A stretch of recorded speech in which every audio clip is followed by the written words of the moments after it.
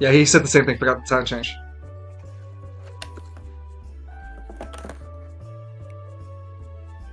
Yeah, I think that's what everyone's gonna be really like saying. It's just kind of, man.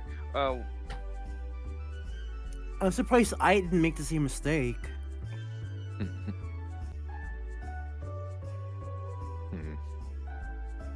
Okay. Before we start, let's just quickly go over our characters, and then we'll go ahead and catch up. We're going to first start off with Lance and Cyrix, just catching up the little details of their last week activities, and then we're going to continue with week 3 activities. Gotcha.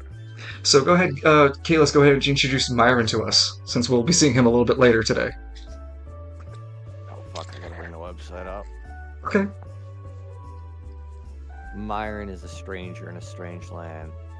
Can you say that he's a stranger in paradise? No, this isn't paradise. This is far, far from it.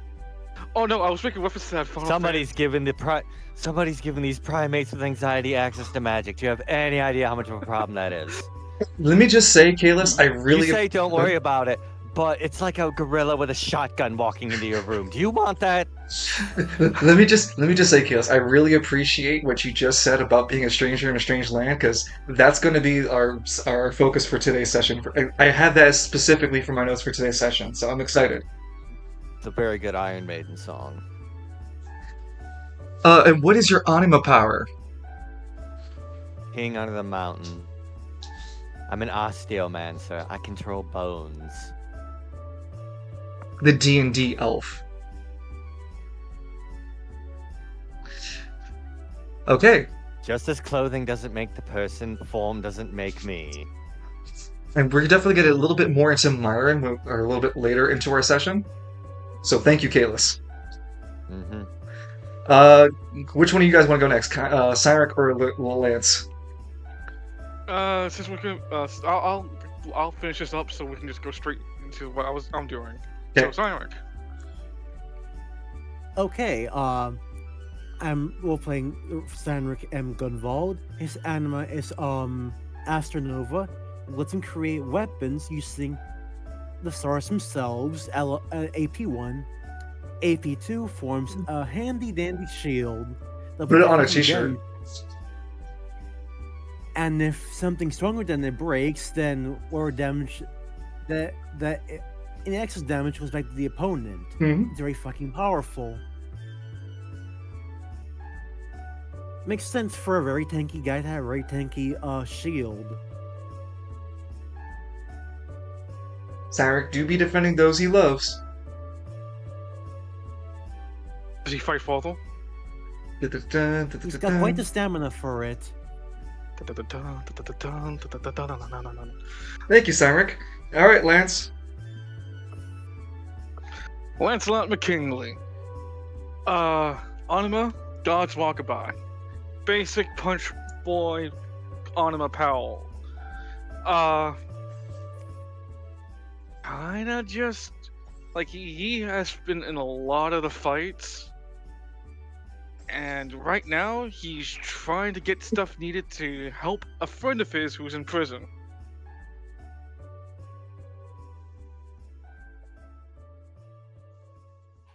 Hey, with the stage set, welcome to Spiral City Chronicles. Make sure you're adequate a distance away from your screen and you have good lighting so you don't bother your eyes. Your headphones are adjusted to good volume, and that you're ready to play. If everything's good, then let's start Spiral City Chronicles. On this week's session, we're going to start with Lance catching up with his activities. This is April 2nd week before we jump into April 3rd week. Lance had been poking around information at the dockside, talking with Ed and Honeydoll regarding anything that could help him break into a prison, as Lance was describing it. And eventually, Ed had explained to Lance that he had heard about some sort of hermit in the outskirts of East Bay. Something about explosives and dealing with large explosions here have been heard across the neighborhood. So Lance has been decided that he was going to go investigate those very large explosions. And that's where we're going to pick up our session today. Lance traveling in East Bay. Let me change the music because it's not so peaceful anymore. But Lance, you just left the outside of the outside. You just left the safety of the inside of Dockside, and you've walked into the streets of East Bay. Each of the streets have been paved, but now have been very much been exploded, torn apart. Very much looks like a Fallout 3 environment that you're in. The sky is ruined colors. You can barely see the bright yellow hue that hits under the sky's colors. There seems to be more of a dark, almost miasmic black in the sky. I really hope that's not what I think it is.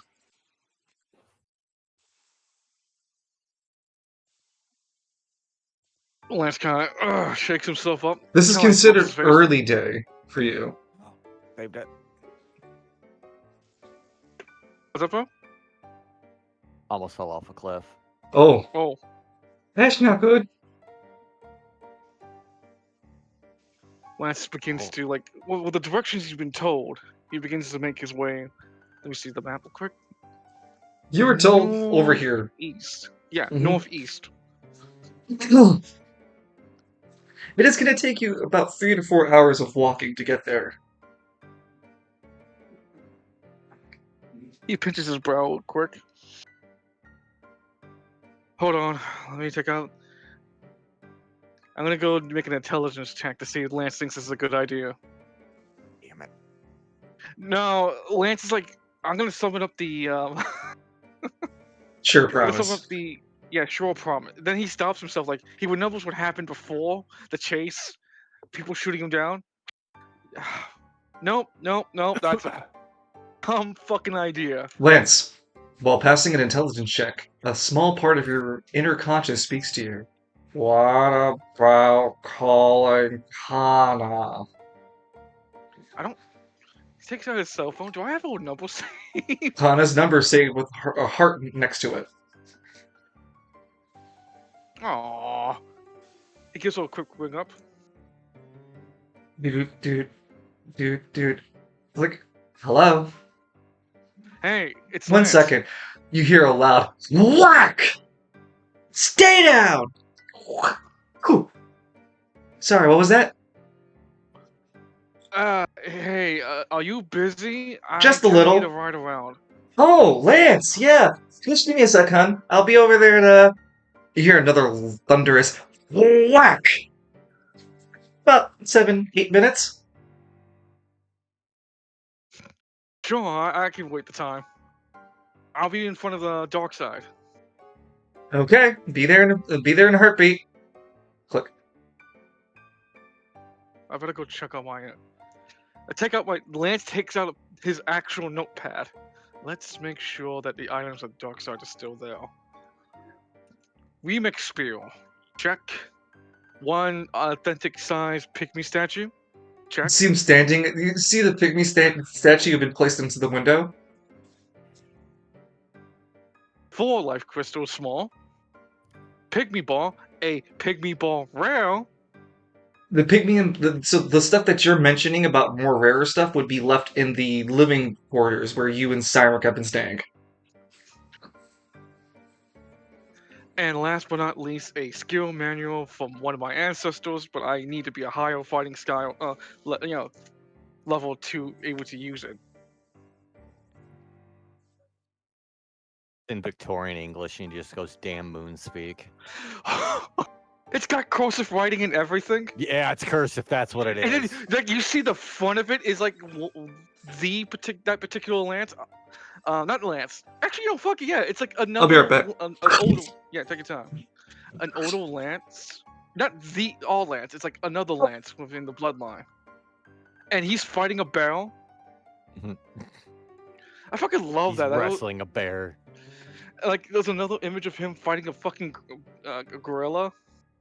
It's like in the style, like the how you say? You know how they do? Like the adventure comics, like the one of the dude getting attacked. Yeah. Yeah. He flips it around. It's like the layer of the baby eagles. Put some Glognok in it. Dick move. Oh boy. MWO or No. Warframe. Yeah, physics freaked out for a second.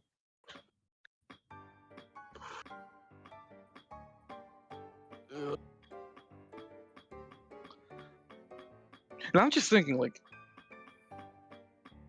yeah, like you said, like technology just eventually would overtake the Anima. Like, why would anyone want to use be an Anima user if you have a Warframe? Yeah, and even then the negatives would apply too, as far as I know. Like the Warframe takes damage, you take damage. Not Iraqi. I'm not 100% on that. To be fair, they have changed the lore. Well, I mean, if all that lore is locked behind some shitty like story content that is more Yeah, it's like fucking miss me. Well, what happens is basically the Tenno, the child soldier, projects their consciousness into the Warframe. The Warframe's like a cybernetic. God, it's a really bad way to describe it. They're made out of the infested, like the flood from this universe.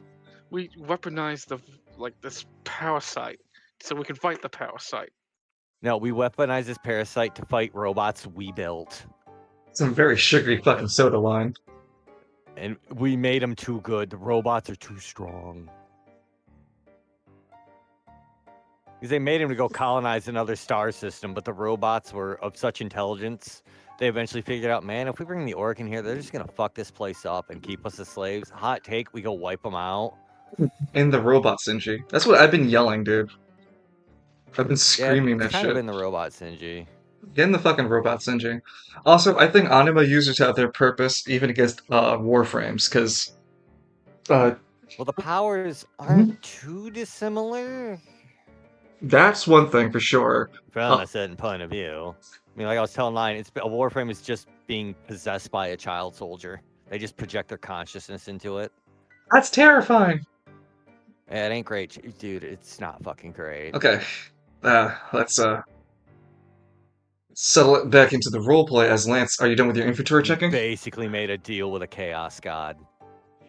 It's always the best time to make deals with chaos. Fuck yeah, gods. Archon Shard, let's go.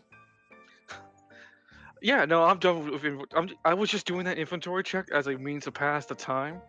No, I'm making sure. Okay, so as you're confirmed with your inventory, that's when you would hear Kana's bike. Lance walks over. Yo, So where are we heading off to? some spot out northeast of here. There was a guy that sells explosives. What was the last mission results? I heard of rumors about something like that, but you want to go there for some reason? Yeah, I need a bunch of explosives to get a friend out of prison. And there are, before I continue, there are, excuse me, I have written animas that aren't powerful. Stuff like they change colors. Stuff like they change certain things. Like they're not on paper. Two faces and they're both ugly. Like an anime user that can switch his face. They're just both fucking ugly. It's the worst. They're also curse animas. One of which I've already introduced a few times, and I'll make sure it's formally known that Ragtime, right? Razzmatazz, Yeah, there you go. Ragtime. No, Razzmatazz. Razzmatazz is a cursed anima. And there are other cursed animas out there in this roleplay. Cursed animas can take the form of possession either through objects, touching certain things like Killer Queen. I consider that a cursed anima, because literally you touch it, you're fucked. Or other animas, something akin to like Anubis. No, I thought you had to touch something Killer Queen touched. Yeah. I mix up like his stands. He had like 3. Yeah, Killer Queen one, where he touches something and you touch it right after. That's what I'm getting at too. Like something like that, I consider it a cursed object because the stand or or anima at this point would turn something into a trap. I consider that in some cases like a cursed stand, well, cursed anima, etc. Because I mean, once you touch the trap, I mean, especially with Killer Queen, you're fucked. There's not a lot of backplay unless you're the main character with plot armor. Wait, Lance is the main character. No, I'm not. 7 deaths and you're still here. Say otherwise. I was keeping count. I thought it was 5. I'm maybe overestimating. That's like I might it was have. a dozen, half Hold on. dozen. We can just catch up the numbers. Shoots Lance twice. Yeah. Anyway, kind of willingly takes Lance onto her bike. Come on. Lance makes sure to equip before they both leave the champion belt and Chink. the new relic, the Faith Keepers. A status menu approaches Lance as you see a +5 reputation gain with Kana as she notices your knuckle dusters and is happy to see that you're equipped with her relic. It's sort like Fortnite. Lance can only be killed by that one pygmy who is carrying the McKinley Slayer. The problem is that that one pygmy is only moving 1 tile per every turn Lance takes. It's like a fucking water snail. Lance hops onto the back of the bike. So, how's things been like with being? Kana looks a little frustrated. She grabs Lance's arms and makes sure he grabs tight around her waist. I'm doing fine. Make sure you hold on tight. I don't want you falling off. I really doubt I'll be falling off. Yeah, how's the Lizzie's been doing since the new leadership? She rubs the bike and starts to drive along. It's only been a week, Lance. Most of the people aren't really accepting our authority because they're saying that you are outside Lizzie. So I might need you to actually run around and help me take out some descendances. I heard Hong Kongaton's interested in you. Well, good, because I don't know if it's the meat sweats or something else. The meat sweats. I got some. I've been having these weird nightmares lately, and it's been telling me something's. Your mouth suddenly zips. Kind of slows down a bit, huh? What was that? I'm gonna need to go to Hong Kong in time for some training. Well, like I said, he sounds like he's interested in you. And I'm also gonna need help from you as well. He perks a bit. Oh! How so? Oh, training. Oh. I guess I can train you. Well, you're not training me your fighting style. We'll just beat the crap out of each other with all respective fighting styles. I'm not into that kind of foreplay, Lance. What the hell's foreplay? Excuse me. Oh, your dad or mom didn't give you the conversation.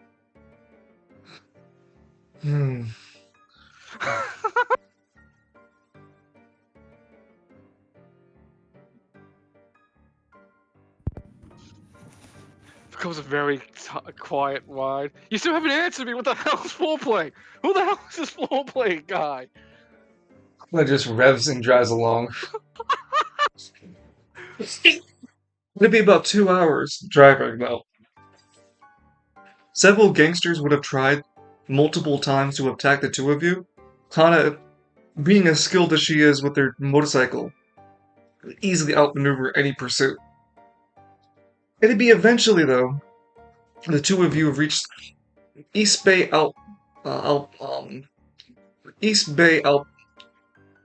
outskirts. And without all the derelict buildings, it's just derelict wildlife that's desperately trying to live right through rock. There's patches of green here or there that turn to a savage brown due to the disgusting air and the absolute putrid amount of small pools of acidic water. What little cavities of water once were lakes or ponds have turned into acidic holes.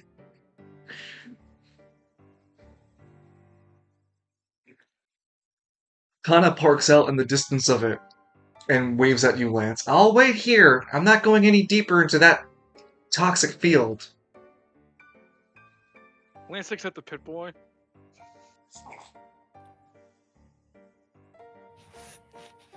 It's not a Pip Boy. No, you pull up. You do articulate an animation equal to the Pip Boy as you pull up a wrist-mounted clock watch device with a flat computer screen surface for GUI interfacing. Vroom. What information are you seeking for it? Because it gives you your status. It is currently giving your status. Your current statuses. Your HP to your Oh. limbs. Your current level. Your AP level. How much AP I you was have. thinking like it was like trying to see like up ahead how much Reds is ahead. What Fallout game could the Pip Boy tell you where radiation is ahead?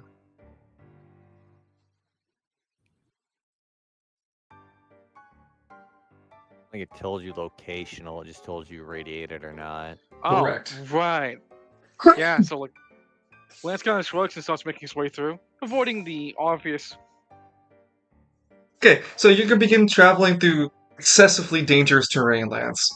You're going to need to make a series of dexterity checks at higher difficulties, as well as having a negative to your final roll. You may incur higher negatives in order to give yourself an extra reroll or two, depending on how much of a negative you want to give yourself. So right now, your current destination is far past this aesthetic pool that you're seeing. Hana's waiting for you on the other end of it, going, yeah, you figure that out. I'm not traveling you past those pits. There's got to be something to get by here. Or maybe like a down, like maybe there's a telephone pole I can kick down. Make a dexterity check. Investigate the environment. In doing so, you find a hump of trash that you go sorting through.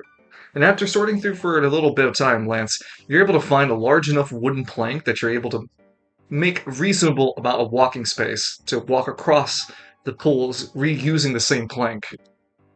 Now, while walking across these acid pools, you'll need to make a strength check. This is where the negatives will come into your play. You'll take a -3 to your strength check here, due to the strong acidic smells. Unless you have a means to prevent the acidic vapors from bothering you. Can I use an anima point to have Gaunt's Rock Apply be like a rebreathal? Like putting its hands around Lance's mouth and nose? It wouldn't provide you fresh air, it'd only stop you from breathing. That's called suffocation. Thank you. Well, Lance doesn't know that it's suffocating him. He thinks it's a rebreathal. Don't worry, Lance, she's down to DTF, down to fight. Punch the acid really hard, says Makara. I like to think that any Twitch suggestion is just in Lance's back of his mind. Punch the acid. Just do it really hard. Or punch the acid fumes really hard. Don't imagine you've traveled just yet. You're still thinking about how to deal with the acid fumes. You start traveling once you make the strength checks. Yeah, Kana's not here to help you. She's parked away. So just do a strength check? Do you have no means to stop the -3? I really don't have, other than You- like Lance using his Gaunt's Rockabye. You can spend AP1 to hold your breath with God's Rockabye to do its best to prevent any of the vapor from hitting your entire face. Yeah, that's pretty much all that Lance can do. You're still going to hold your breath, though, so... He's holding his breath. Okay. Spending 1 AP, you begin to walk across using the plank to... a single wooden plank to, like, walk across and then get to a safe spot, pull it up behind you, and pull it in front of you to repeat it again. Make that strength check still. That's a 7. The 7 helps just barely, and with the wooden plank strategy, it works in your favor. It's a little wonky. A few steps, Lance, you manage to make it just across just fine.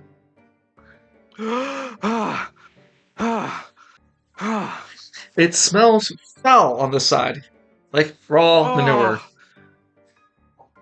It's like hitting me all at once. begin traveling across to where your Pip-Boy has this designated as your not Pip-Boy, but as your wrist-mounted computer watch would mount towards your objective, a little bit further north. As you see in the even where you are standing, Lance, you can see a small hut sitting in the very far distance. Lance looks around a bit.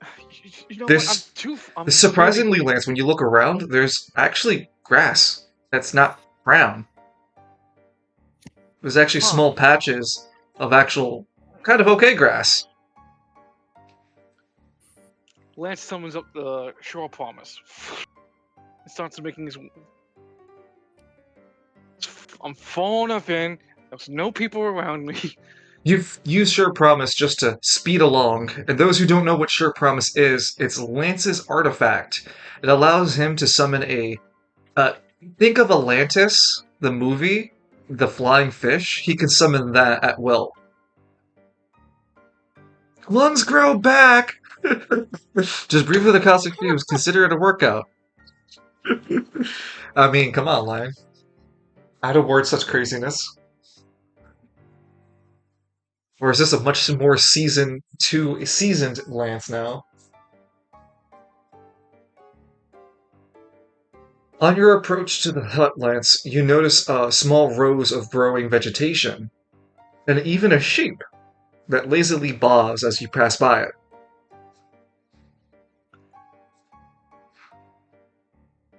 He kind of stops midway just to look at it. He has like not disgust face, but it's more shock than disgust. It has a lot of wool. Cause he's never seen a fucking sheep before. Eh. Kill it! It's round It's an and en- white. It's an enemy It's an animal. enemy round. Would Lance It's an yell enemy that? white. What? It's an enemy of round? No, God no.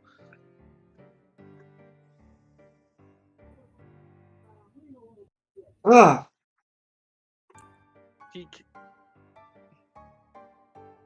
He just like looks at it like, huh? That's such a. I can't, no one's ever gonna believe me. He drives by, making his way to the hut. You get as close as you can to the hut, Lance, and you see that there's noticeable foot traffic for someone moving around about pretty often. Enough to make grooves onto the ground to indicate, where you should and shouldn't be. Like, where the most ideal paths are, it seems like. The rows of vegetation seem to be in some level of order and handled. And the hut, while in distance was small, upon getting closer, it seems actually a sizable hut, with a shed to the side of it for storage of equipment that you can even see from where you're standing. The equipment's nowhere near sized for you. It seems weirdly sized. There is no one around, by the way. You also feel oddly tall compared to the buildings around, as you stand at head length of the roof of the buildings, and the door frames are much smaller than you.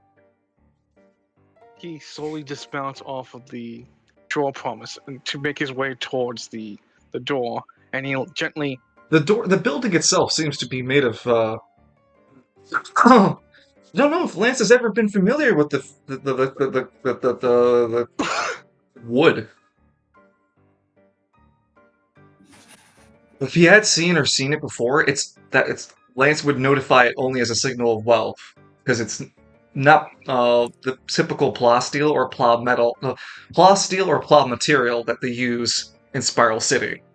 Plow material is the general all material. Plow is shorthand for polyethylene materials that Spiral City mass produces, etc. through the Golden Harvest. So they're called poly material. Lance has seen a lot of poly material and then polysteel, which is its stronger cousin. Wood, not so much. That's fucking rare. You only see trees. Never would. A wood house. It's mahogany. Like Lance slowly wraps his knuckles and starts, tapping on, knocking on, like, hello, anyone here? Hear a metal as the eye slits or something, or at the door frame. You hear a grumble going, "Oh god damn it!" Slides back, and you hear a series of behind the door lands, before finally another up to your eye level lands, eye slits, and a pair of angry blue eyes stare down at you. What do you want? Hey, I was told that you got explosives, and I Oh, have I a got mighty. explosives. Hold on. A barrel of a shotgun, double barrel shotgun, gets leveled, pointed at you. Spiral Council? Huh? East Bay Authority? No. Police Authority, huh? Wait, Eastman's police? Ah, so I've helped pull Well, that shit up. Who are you? name's Lance. Lance McKinley. Pulls the gun away. I never heard of that name. Who the fuck are you? That's a I'm a shocker. Wow. Lance, like, thank you. I'm so happy you don't know me. Anyway, yeah, I have a bone to pick with the Spiral Council. They took one of my friends. I need to get him out of prison. I heard you're the man for the job to get some explosives for that. See, the eye gets shut. Oh, Lance, make a charisma check. Oh, can I get an advantage because Lance has told him he doesn't like the council either? I'll give you a +2. Oh my fucking god. He gives like tries to give a smile, but The worst Buddy Christ impersonation. yeah. The pair of angry Like blue. his eyelids are droopy. So when I say blue, I mean more like a very lightish blue, not like prismatic based or anything. Not like a color based. It's just a very light, almost faded way. It's almost like it's white. It stares at you angrily for a bit before the eyes shuts closed. You hear a series of mechanical. And you hear behind. Move away from the door, please. He does so. The door slides open, and before you emerges a man who hobbles a little bit out before finally greeting you. To us, it would be a dwarf, midget, small man. He Wow. has That would explain the size of the building. nuts. He has darkish colored skin, ashen almost. It's hard to tell if it's his natural color or if it's based on whatever he's been doing around here.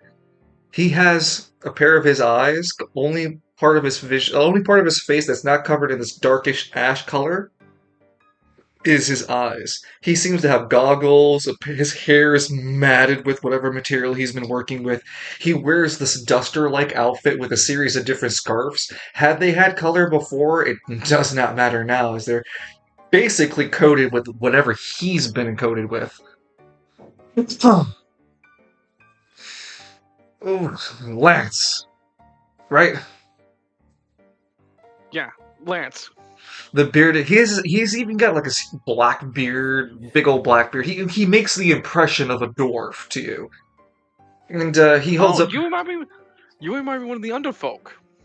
Looks confused, huh? Oh, There would be, I would say like a charcoal-esque manure, very strong, pungent smell coming from this man, Lance. He simply lifting his hand towards you would cause you to make a strength check to see if you don't double over. You get an advantage because you're from West Bay. hey, a fool! Even with your West Bay advantage, the very powerful musk it brings you both to both of your knees. Oh, Looks like you're not made of sterner stuff. That's okay. oh. He backs away a bit. Sorry. I don't mean to be rude.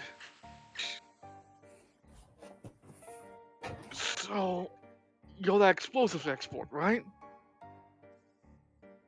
Is that what they're calling me these days? Oh, I mean, that's why I'm calling you.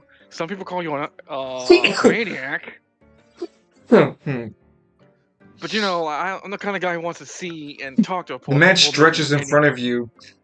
He gets his hands in front of himself and perches his lower half of his body upward into the air and pushes his lower half closer to the ground. You hear a couple of back cracks and whatnot. He takes a very odd pose to do this. Hmm. So what did you want again? The old man scratches himself in his chin. Well, it's not old man, it's just man in He beard. looks. Explosives. Right, explosives. Well, I might have a few, but I need to see if you're trustworthy.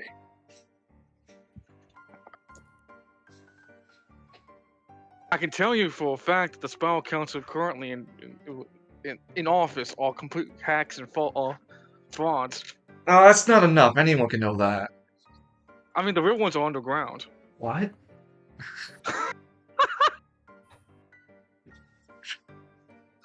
The man looks very confused before. No, no, no. I'm talking about like a test, working with the bomb before I give it to you, so you don't blow yourself up with it. How about that? Yeah, that sounds about right. Lance, from the door, you see a rolling ball of black. There's a tea set precariously set on a small plate and a cup on top of it, filled with presumably coffee and cream on top of it to make the little cream pattern for a heart. Mhm.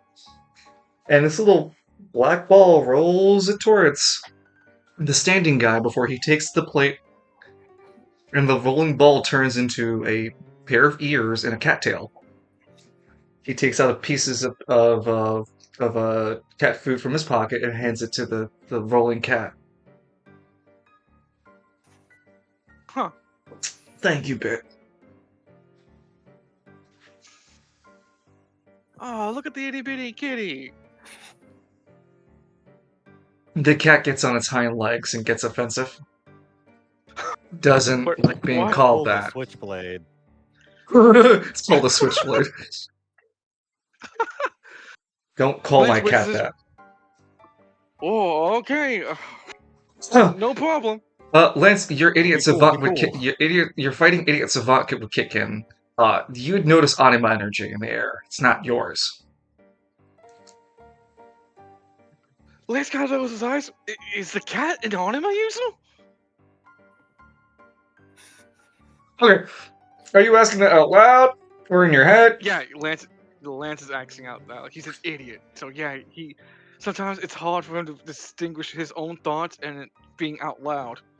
My inside head voice and outside head voice overruled. Make They're the same value. Make an intelligence Yeah. check, and I'm going to add a +2 to your roll. How's it fun? You notice as as the man responds that the cat assumes a sort of same standing stance as the man responds back, going, "No, why would you think that?" Lance produces Gaunt's walkabys and Gaunt's walkaby's hands and it kind of wiggles its fingers in front of the old man. Is there a reaction? He would subconsciously unfortunately he would follow your anima finger around. Yeah, it'd work. Spend the 1 AP to do that though. No problem. Yeah, one company of anima users, man. Don't worry. I'm not gonna rat you out. You can never be too safe these days. That's why I left, you know? No. You know, I understand, but I have nothing to gain. Although the only thing I can gain from you is what I need to save my friend. I don't have anything to gain from calling you Oh. out or bringing anyone out here. The marionette doll stops moving as the cat walks up and takes the cup. It lets the cup of coffee kind of just stay inside its cup as you notice it's not actually in there. The cat steps on top of the marionette body and strikes a light and takes out a smoke pipe. It grows the facial features and the autonomy in order for you to understand it. It's like sitting in an upright position and smoking. Alright, so you passed my test then. You are trustworthy, you seem like you got a good head on your shoulders. McKinley, that's what you called yourself, right? Yeah. Well, don't act like the sorry. cat just caught your tongue. It's kind of throwing me off. Is all. So, were you always like this, or did the anima help you? I was originally a cat, and then the Anima Force granted me my dying wish in order to become human, and gave me the ability of. Well, I haven't given it a name yet. It allows. Jacking. Huh? Okay, Morgana. Well, no, it's not body jacking. It's more like a. gives motion to the motionless. Oh. So he can marionette the puppet that he's currently using. Convincing I'm act about that. to show you my favorite one, dragon. Okay, so the bit says, okay, listen. I use my anima power to generate the relic I'm using. The relic I'm using isn't my anima power. My anima power is AC/DC. That's what you're. Oishi-dishi. That's what you're looking for. He smokes again from the smoke pipe. My explosive power. Hate to break it to you though, I can't sell you it. So I'm gonna have to go with you. Oh, hey, I- Lance, you got an escort quest. Lance kind of looks a bit concerned. Oh, okay, but you understand I'm going to a prison, right? Yeah, sure. I'll pack some of my, ready to go explosives and what? Not like I haven't done it. Not like I haven't leveled a city hall here or there. How do you think East Bay got to where it was? There's a devilish grin on Bit's face. Lance begins putting two together. Oh, Lance, no, Lance. When he gives you that devilish grin, there's bloodlust. Well, yeah, he's the god's perfect killing machine. Oh, you're the reason why the whole city looks like it's been leveled. Okay, I take I was good responsibility, not all responsibility, okay? There were also the warring assholes, okay? They had other plans. I just blew up City Hall maybe the once or three times. He does a little cute foot rub on the foot, a little right foot rubbing on the ground. I just blew up the one or two City Halls. So it's just Corin, but an arsonist. Lance kind of like raises his brow. And you know what? If you take me with you, I'll do it per bono. For free. I just want to get there. I fucking heard that pun. Okay, 1,000 gold pieces. I'm happy you caught it. Lance kind of like, alright. I look. I don't know if I can guarantee your safety is all. Though these things called justices nowadays, they kind of detect anima energy, and they kind of have this thing that could reflect. I'm aware of what nullify. justices are. I keep up the date with the spiral net, Look, it's a cat. You just chew through the wires and justice can't do shit. And cats are very good at chewing through wires. No one's gonna suspect a cat as long as you don't open your mouth, alright? Shut up. Carry me in a case. Lance would walk a bit deeper into the place, looks through some of the clothing. You mind if I borrow some of this stuff?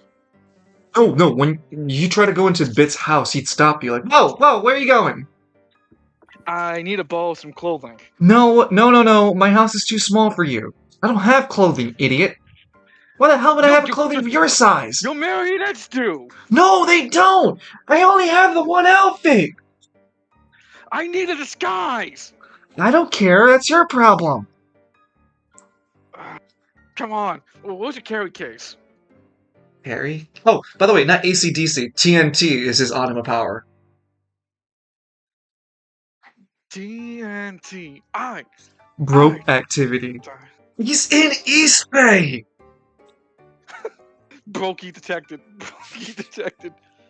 Also, so just to confirm a thing, the Anima Force can make living animals sentient to understand Spiralian, or at least the language around them. How did you end up here, by the way? My dude, cats perfectly understand English, I assure you. Yeah, I agree too. Bit begins grabbing stuff into a box-like container. Consider it like the Demon Slayer style box as he begins to fill it up with various stuff inside the black box. Not the black.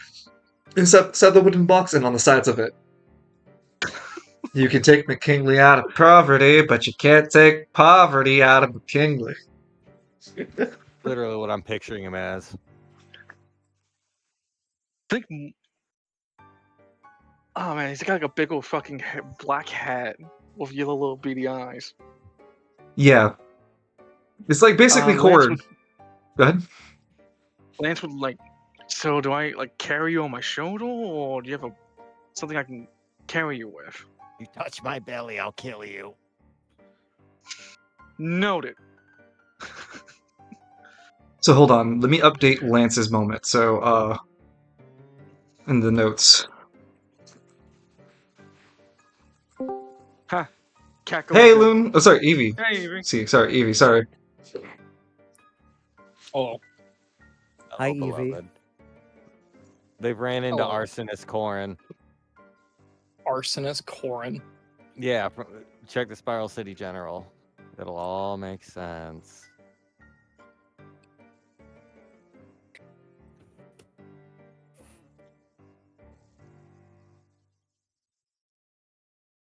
You know, I always wondered what the gay agenda would look like.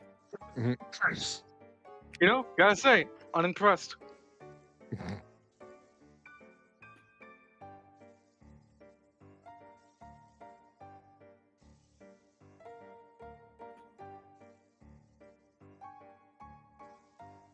Sorry, I'm just updating the notes. So when you go over to Act 2, April 2nd week, you can read now that it says Lance meets Vic, a black cat that is an Anima user, TNT, that agrees to help Lance with the Gridiron prison break. Quote, all for the love of game. All for the love of the game. Vic temporarily joins Lance. Also, Vic claims ownership for at least destroying a good portion of East Bay through explosives.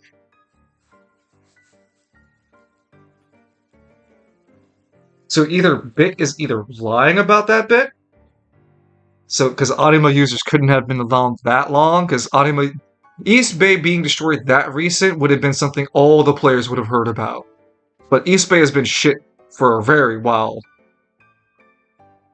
So either Bit's making that shit up, or he was there.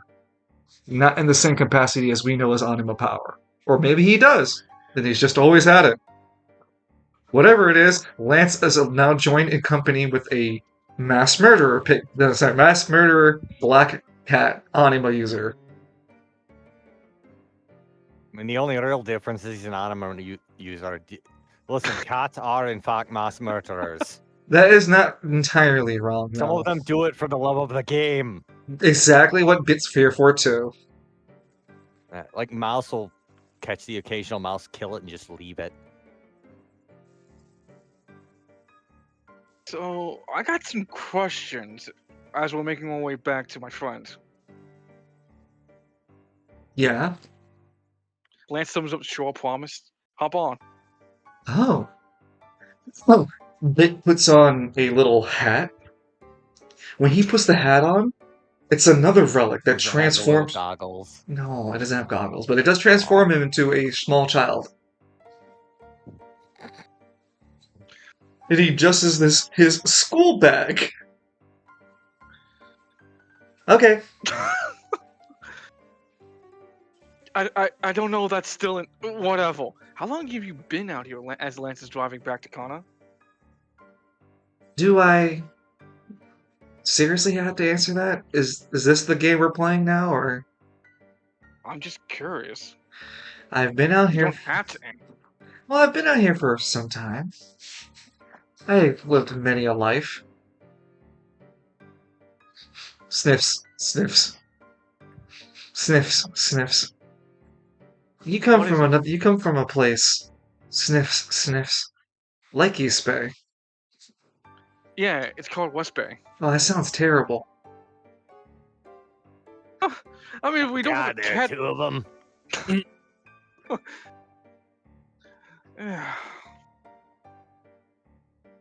I mean, it could be worse.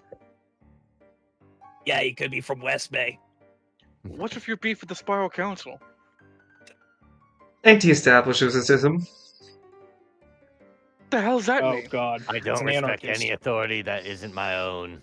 I only stand whenever I stand. I only respect the authority of me and those below me. I mean, even now, I believe you just to be They a. have the highest perch in the city, and I want it. Even now, I believe you only to be a vessel to my ends and my means. Enjoyment. It's just a cat. Hmm. That sounds something like. I've heard something like that before in a dream of mine. Just can't remember well. I didn't realize Plataris was reincarnated as a cat. Hey, you know, you don't have to be Lance Specker his form. That when you meet my friend, I got the perfect picture of that. Hold on. Is it the one of the kid getting domed in Eidolon? That's hilarious, but no, I don't. I'd love to see it though. Dude, that I think didn't you link it to him line?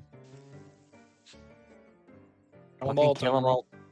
Yeah, kill 'em all. Tomino strikes again. Yeah, y'all deal with angst. I don't give a shit. Angst, why are you like this? I was going to let you live, but you chose these hands. I have 5 crimson shards, you dummy. There it is. Check that out. I always imagined Bit being a tuxedo cat. Well, how about you run a role play then? Yeah, this is just an. Sorry, dude. Nah, man. Death of the author. Cat can be any color you want it. Technically, yeah. He can't control your mind palace. I can't. I'm just giving reference images. I think Bit is a full-colored black cat because he's covered in all soot. If you clean Bit, maybe he's a tuxedo cat underneath. No, he's like a rare male tortie. He's actually worth a lot of money. Bit just looking with no thought behind his eyes at Lance. He's what we call a mutant. Get him. Mutate. Lance acquired a small child.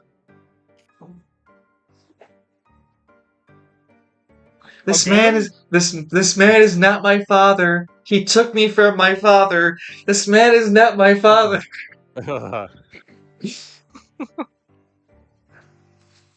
As you rejoin Kana, she looks at you confused.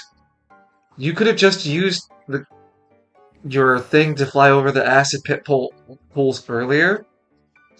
Huh? When you say it out loud like that, You really do have a D4 in intelligence. I also have gotten the bomb export. Hi there. Lance, did you kidnap a child? Bit, I told you. Bit, look, you can trust her. He rolls his eyes as he takes off the. So it's like the Raiden hat from Mortal Kombat. He takes it off and it reveals that he's a cat. Meow. What the? Kana sits up. Oh my god! She runs over and starts overly petting Bit. Meow, meow. Bit's into it, just falling around. Oh my god! What a cute cat! Where'd you get him, Lance? Wow, wow. He's the bomb export. What? He stops for just like she keeps petting him absentmindedly. Bit looks, notices the lack of notice, claws her left and right hand before readjusting himself, going, "Oh, that's enough petting me, okay?" Ow! Kana yells. Wait, ow! He got claws on him. Yeah, so I don't need to clip him out here. Anyway, I am the bomb expert. Oh. You're the one that blew up, what, East Bay? Well, I didn't blow all of it up. There's some parts here and there. Maybe Yeah, come on, Connor. Don't be judgmental on him. Lance kind of like gestures towards But, Bit. sir. He only blew up like a what, 10% of it. Cats are always such a bad mood because they're God's perfect killing machine, but they're 1 foot tall. Is this cat the And they SCP? weigh all of like 8 pounds.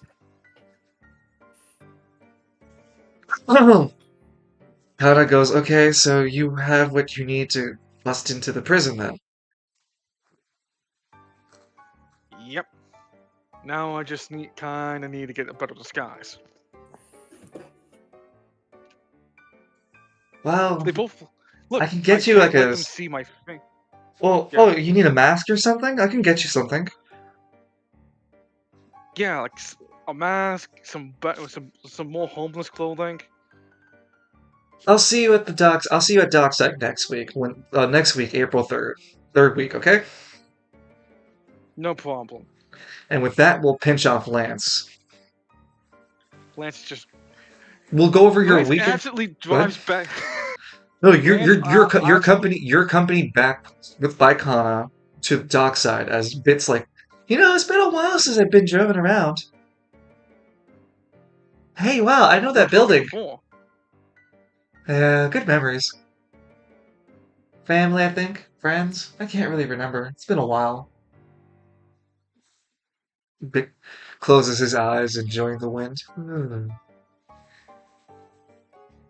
Lance, I'm really worried about the cat. Kana whispers under her breath, trying to speak to you. Ah, what? He's just a cat. Leave him alone. I'm not ready for kids, too. Mm. I think you're cute, but you're kind of like the stupid cute, and I'm not really ready for that himbo. Lance kind of looks confused as he's still driving. You're not driving. Yeah. Kana's the one. Oh. Yeah, with the motorcycle. Lance looks so perplexed when she keeps mentioning kids. Bit at the very back of you still disguised as a kid, disguised as a kid, continues to remark about different landmarks and being part of like, oh yeah, I remember that. Yeah, that was a good I blew that explosion. up. Yeah, that was a good explosion. Might have had a temper tantrum. Oh, they turned this place into a smoke shop when you finally arrive at Dockside. Good on them. What was here before?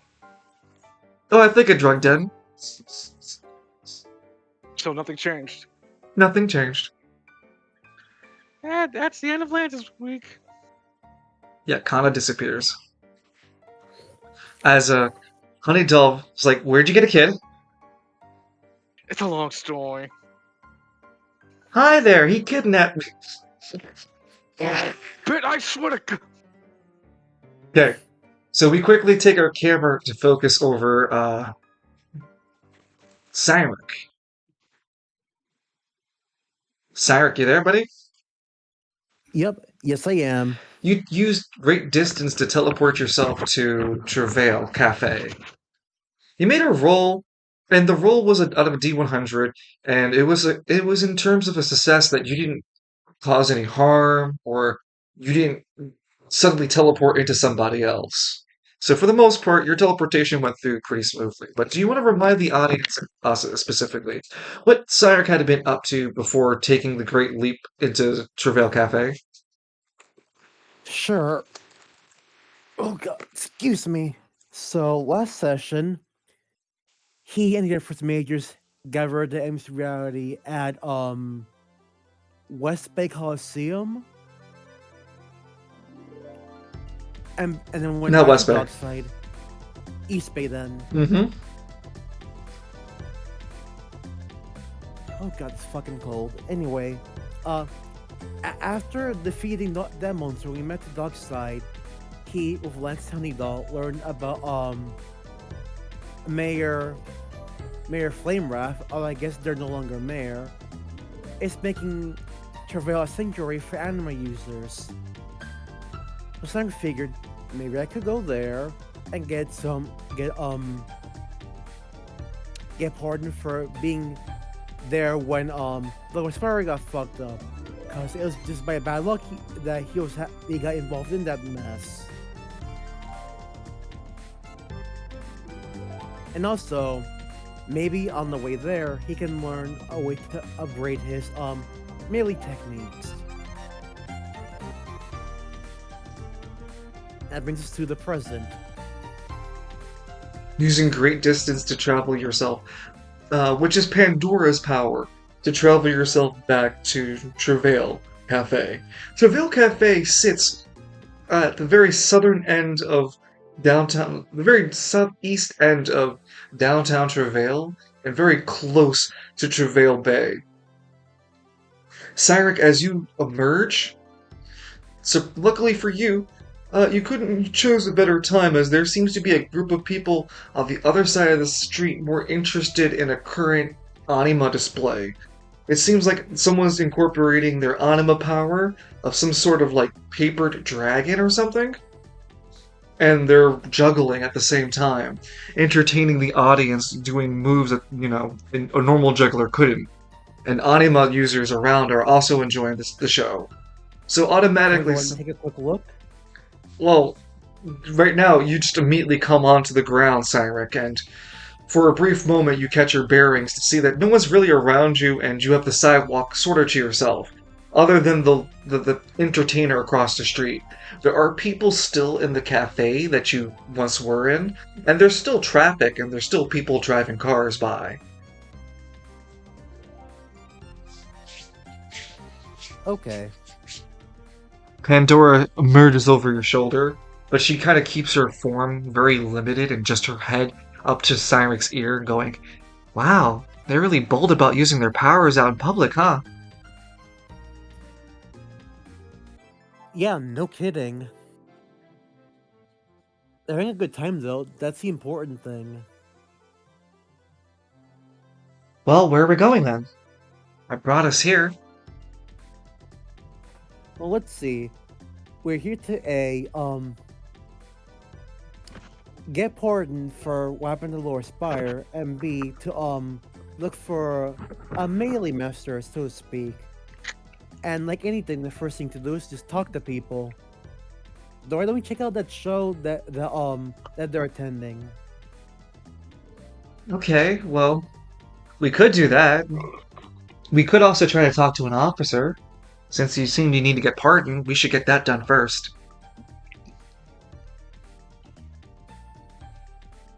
Good idea, but the thing I'm a little hesitant because the last time I tried to do this, that failed fucking badly.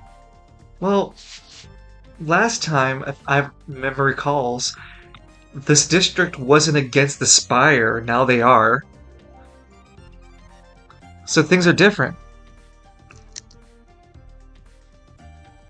Well, okay then. If worse comes worse, I'll just have to simply throw them out of the way. Well, we'll try not to resort to violence. You just run away and I'll great distance you somewhere. I guess, but it's not nice for them to put their hands on me. In fact, if I find whoever shot me, I'm going to slug them real hard. Nervous pygmy hiding in the shadow disappears. Ah, shit, man.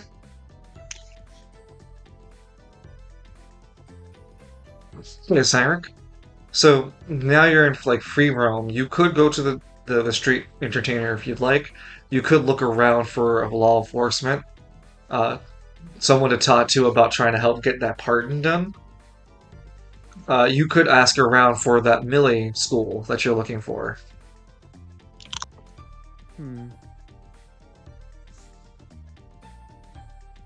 See, oh, excuse me.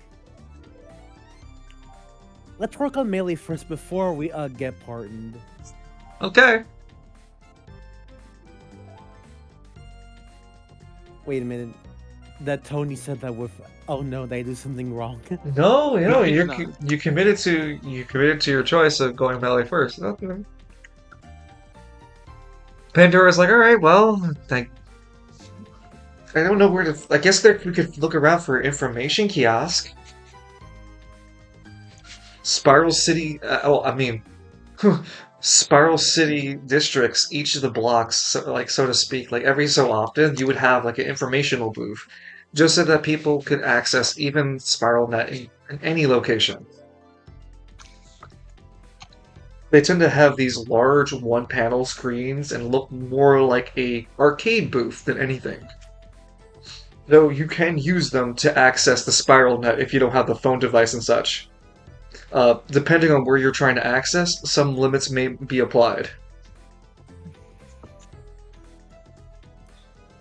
Alright then, let's try using it then. Oh, Cyrus, you are a stranger in a strange world, though. You have to figure out where this information came. You've seen them a few times, for sure. Now that you're looking for them, they feel like they're gone forever, and you haven't seen them around. They're not directly around you. I'll let you make an intelligence check or a dexterity check to try to figure and navigate yourself around Travail. Because you've only been here after being shot traumatically, so this isn't a place you remember really well. Hey, that's the place I almost bled out over. Good times. Good times. Can I junction this? Oh.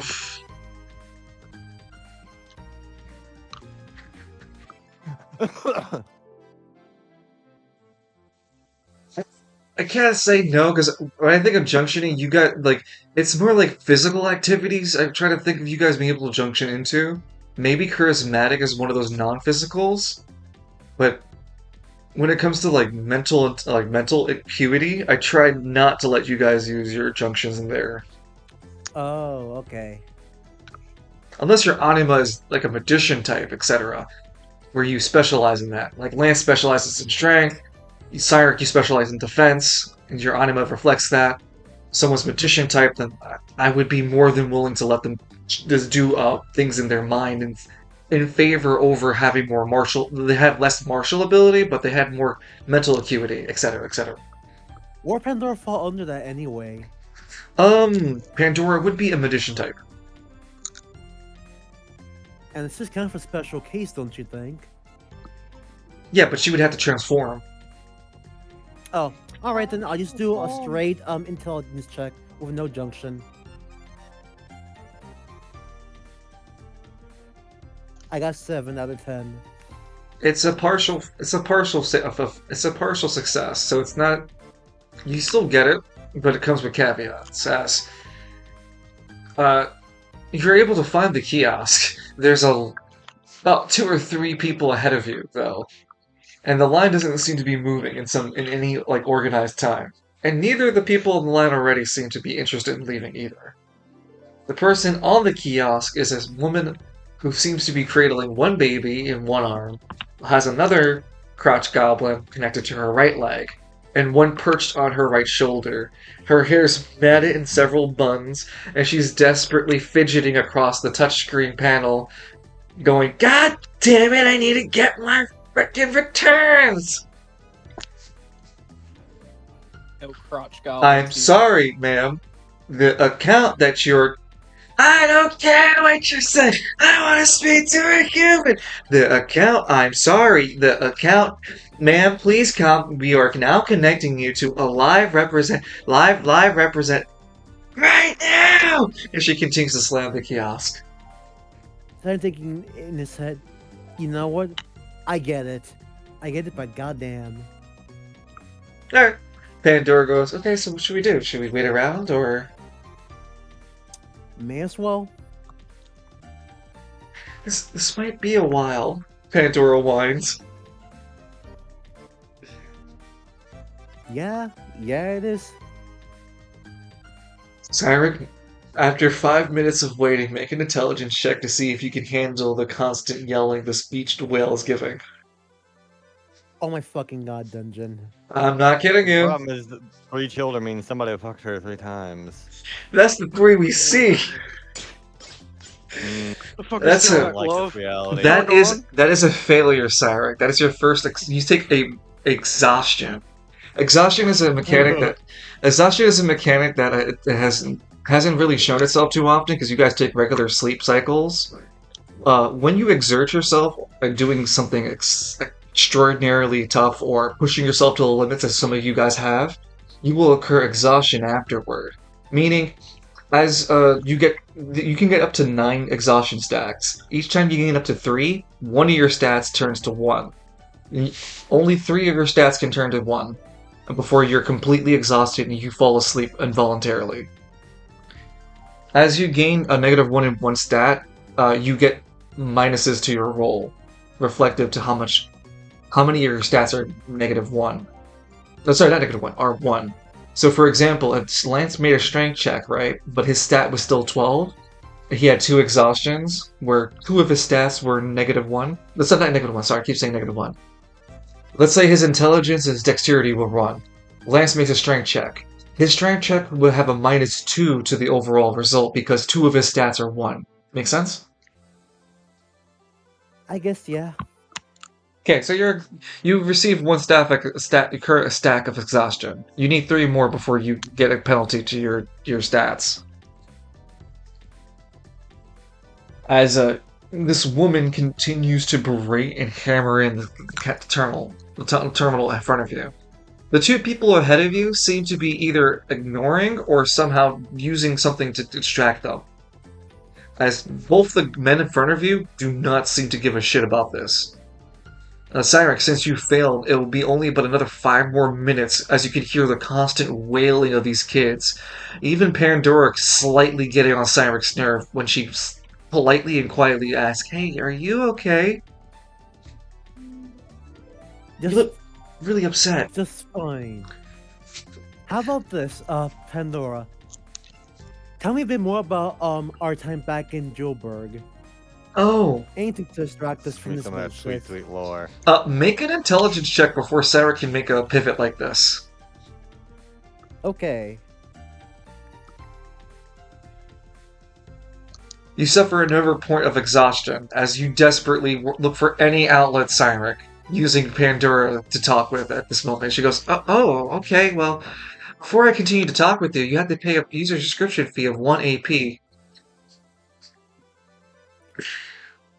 Give me 1 second. He's real let me uppity pull for that a up. spirit possessing your body, my dude. I know someone who can probably help you with that. For a nominal fee, of course. Skynet will remember the fallen kiosk. That mother had it coming. Wouldn't this be a wisdom avenue? We don't have wisdom as a stat here, it's intelligence. Lance, can you avoid taking exhaustions by throwing the woman through a plate glass window? Oh my god. No, but I It's sugar can. glass. It's sugar glass. Hilarious. I love that response. Well, It's yeah, real that's... glass. Cry me a river. No, bleed me a ocean. Okay, so Cyric, we're still with you. Yep. Oh, Pandora goes, "Oh, well, I don't really remember a lot of Starglaive, unfortunately. I just remember the Not Star... Starglaive. Starglaive, sorry. Julberg. I don't really remember Julberg too well, because I don't know if I was really living there. Here in Julberg." Yeah, see, it's the syllable count that does it. Really? You don't remember actually living there? Hey, Hmm. Crimson Archon child, let's fucking go. I only really remember the first 2 days. Like, I only remember the like a day or 2 before the incident. And even then, I don't really remember the incident too well. All I remember were those like, me walking down the corridor, meeting up with you at the cafe like we usually do. We had a couple of croissants. A couple of pygmies come out of nowhere. Croissants! Croissant. The pygmies fade away as soon as they say it. And, then the alarm started playing loudly. You yelled at me to get some cover somewhere. And then before I knew it, lasers were flying through the sky. And you were hit. You were hit badly. You shot a couple of rounds off, but they were approaching us, and they hit me too, and I felt the laser cut right through my upper chest. Could barely breathe, and you see Pandora kind of spiraling a bit. Okay, okay. Let's relax. How about Due this? to Let's go hold on, before that. sorry. Before we pivot again, due to your current negative status headspace, Cyric, make another intelligence check to see if Pandora's spiraling doesn't add on to you and your issues. It does. Fucking hell, Will 20. You raggedy bitch. I'm spiraling. I'm spiraling. I'm going to roll a 1d5 for you. I'm spiraling in the council. Okay. I believe that is going to be... Where's your character sheet? I have Smiling Myron. Smug Myron. Before I see anything else, goddammit. No, all as it should be. Sarek, your dexterity is modified to 1. How the fuck? Exhaustion. You suffered Oh. 3 exhaustions.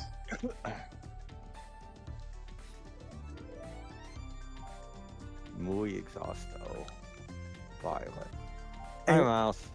If only I didn't leave Falcone's whiskey at Dogside. Then again, he wouldn't want to waste it on this. There we go. I added it as a chat in the thing, so we know you are at 1 level of exhaustion. So the reason you're receiving this extra level exhaustion is because the mental spiraling of Pandora also adds on to your current issues of waiting on this line. Sarek, you've reached a social breaking point, like an anxiety breaking point. You can either choose to try to make one or two choices: flee the situation or attempt to stay longer. If you attempt to stay longer, it's going to be a D20 roll with no modifiers. Now let's get out of here. Dealing with too much of the stress, you find it's not worth waiting on this line for this terminal any longer and leave. That lady, what a what a beep, beep, beep, and a beep, beep. Oh. Man, that lady sounds like a rat cunt. Do you have anywhere piss we can? off. Do you have anywhere we can stay, Cyrek? And where we know we can go? Can I look around? What do we got? Oh, there's just buildings around you, Cyrek. You don't have like a video game UI. They're just buildings. They have some signs on here or there, but where you're currently at, there's just like restaurants and small cafes. You know, heck it, restaurant. You want to go back to the cafe? Well, you said restaurant, not cafe. I chose that one for a reason. Okay. Well, there would be a Travail Bay restaurant for sure. It'd be a step-down restaurant where the restaurant is a floor lower into the ground than the street level is. And they greet Cyrek like, "Oh shit! Wow, you're a big man, dude! We're gonna sit 3 people for this guy!" Everyone cheers as Cyrek comes in. Cyrek, you feel kind of like crazy, weirded out just because they're over enthusiasm to have you, because they're hoping you're gonna buy a lot of food. Oh boy. And they hand you an Italian. I would say the menu is like a Italian mixed dish. You would also find curry and some level of Japanese / Asian cuisine. It's sort of a mix of these blends. Why not Japanese and French? Like we could get this right here. Yeah, this monstrosity. Anything with the French father's lance. Some curry croissants. Yeah, Jesus fucking. Whew. Anyway, what would you like to order there?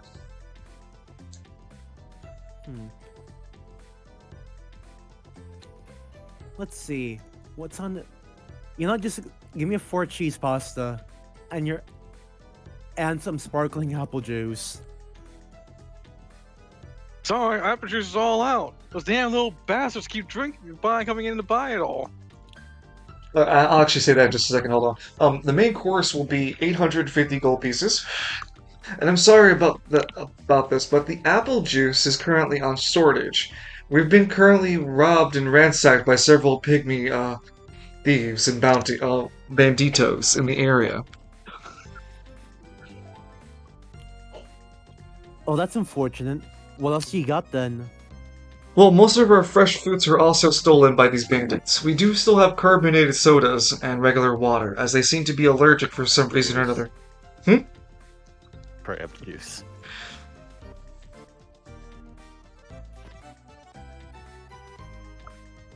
I'd say, wait, which of these this is the crackhead? Shut up. Oh god, he's in Junji Ito. Why do you guys always bring back Junji Trading Ito? Spiral. Because it never went anywhere. I cry in my hands. Kurt Angle belly to belly suplex Shawn Michael through the glass. Shane McMahon. Wait, who's that supposed to be? Cyrus to who? No, that's Lance to that woman. Oh. Oh, the one in the terminal. That's real glass, by the way. That's not sugar glass. That was they messed up and put real glass in there. No, Cyrus, they bring And you. before that, Go ahead. and before that happened, the glass didn't break. So the guy who went through the window, the glass originally just bounced off it and hit his head on the concrete floor. Damn. Ouch. You know, they really do work as hard as they can to sell the bit that wrestling is as real as they can make it. Without That killing was each the other. son of the owner of the company, and he just did it for the love of the game. He's like a Naito, or Bit. He's like Bit. Does it for the love of the game. Fucking love of the game. Back to Cyric, as you're at the cafe, they bring you a series of appetizers for free. Just to keep you ready to go, Cyric. Because when they serve you your first main course, they're like, okay, sweet, you go ahead and enjoy your first course. Cyric, the meal is portioned to a regular person size, and for you, it's kind of, not even kind of, it's small to you. And you find completing it doesn't even give you a food bonus. You need more! Damn. Yeah, I think I shake off that exhaustion. Alright then. Time for a second course, I guess. If you're looking to save exhaustion, what about a hot tempura soup? Fuck yeah, give it to me. Phrasing! 750 gold pieces for this on course. And of course, would you like a refill? Yeah, why not? Very well, another 200 gold pieces for the refill. Let's see. And then So it's 2,000 gold pieces right now. No, you said before, what, 750? No. The last dish, the first dish you bought, no, the second, because you bought a second dish, the tempura was 750. The first one was 850. Okay. And then you had a refill, 850, and the two drinks of the 200 gold pieces a pop. 400.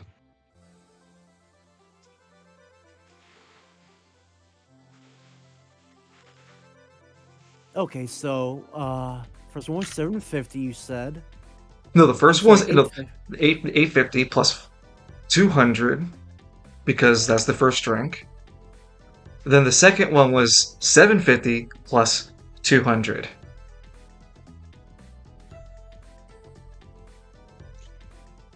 Should be 2,000. Alright, okay, Yeah, so you're spending 2,000 gold pieces so far. okay. And then bringing out your second dish.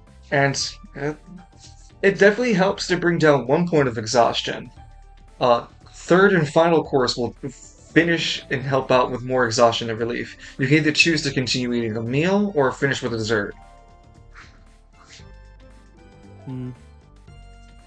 You know what, let's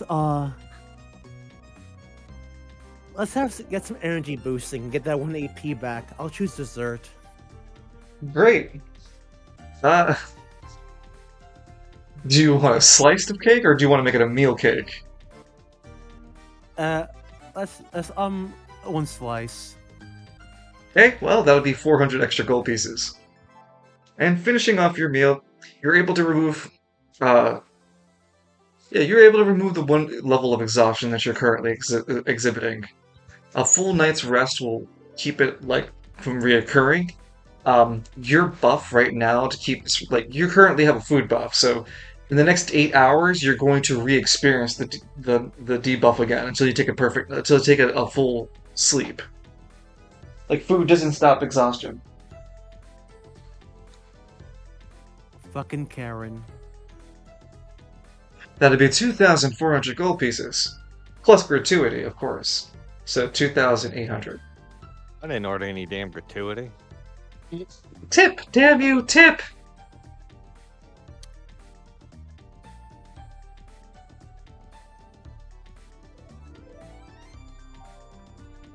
How about give him 1,000 for gratuity? I'm sorry? Instead of 900, let's give. How about 1,000? Wow, okay, I mean, you're tipping, not me, so that'd be 3,400 gold pieces in total? Yep, already did the calculations. Yeah, no, the staff eagerly accept your tip and go, yeah, well, fucking thank you. Here's our business card. Go ahead and call us if you're ever in the area again. Fuck yeah, we're willing to serve you. We'll get you the freshest of foods and travail just for you, buddy. Bring your pals next time. We'll give you 30% off each person you bring with you. I'll keep that in mind, thank you. Yeah, there's no way you have friends. I'm so sorry. No way, big man. No way, big man have so many friends. Okay, so Cyrus, where are you to figure to sleep now? Because after having a meal, you got your dexterity fixed for now. Is there like a motel or some place to stay at? Well, not currently where you're standing. No, there's just a lot of restaurants and cafes. You'll have to start walking and navigating. Well, let's do that then. Well, you either follow the river, the city, the trails, the city river, or you go against it and go inward into Travail. How do you want to travel? Let's see. Let's follow along the river.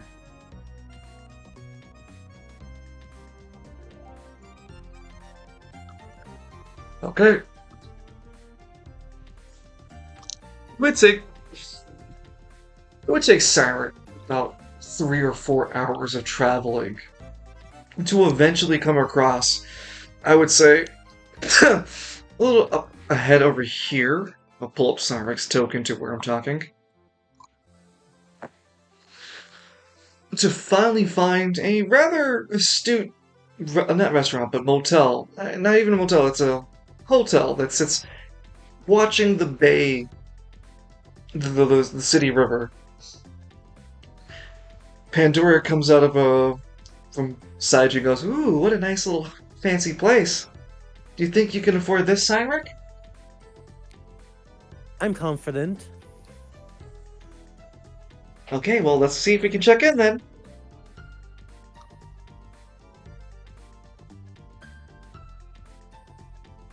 Right then, let's see if there's a sign that tells us the name of this place. This is the Travail, sorry, Midtown, well, Mid-Bay Travail Marriott. Mid-Bay Travail Marriott. I'll type that in chat too.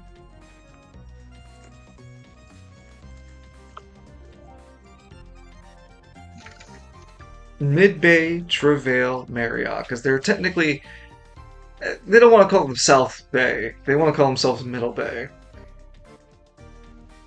You go past the bridge and you're not in Middle anymore.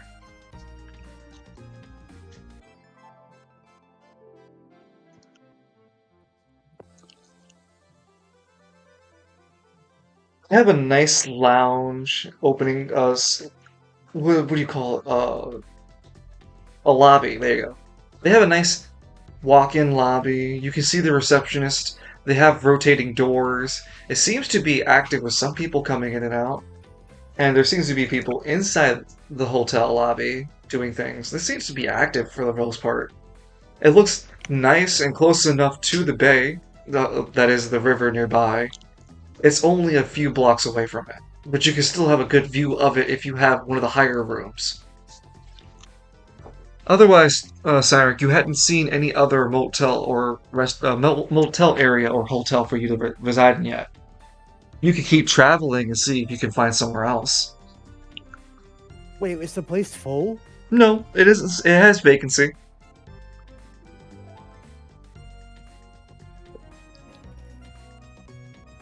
You know, let's enter it so you can get a room on the top floor. Get a nice good look at the area. You approach the front desk. A lady looks at you with a smile, but she was first looking at her nails doing it, and before she tucks her hand away and meekly and goes, "Hi there, I'm Nancy, the Mid-Bay Travail Marriott hostess. How can I help you today?" Hello there. You have any vacancies? We do. We have several rooms available. What's your price range looking like today? Hmm. It's my first time in here. What are the prices range at? Well, if you're unaware of our price ranges, then we start at the lowest of our rooms at 300 a night, and our upper rooms start at 1,000 gold pieces a night. And we vary in between varies between that.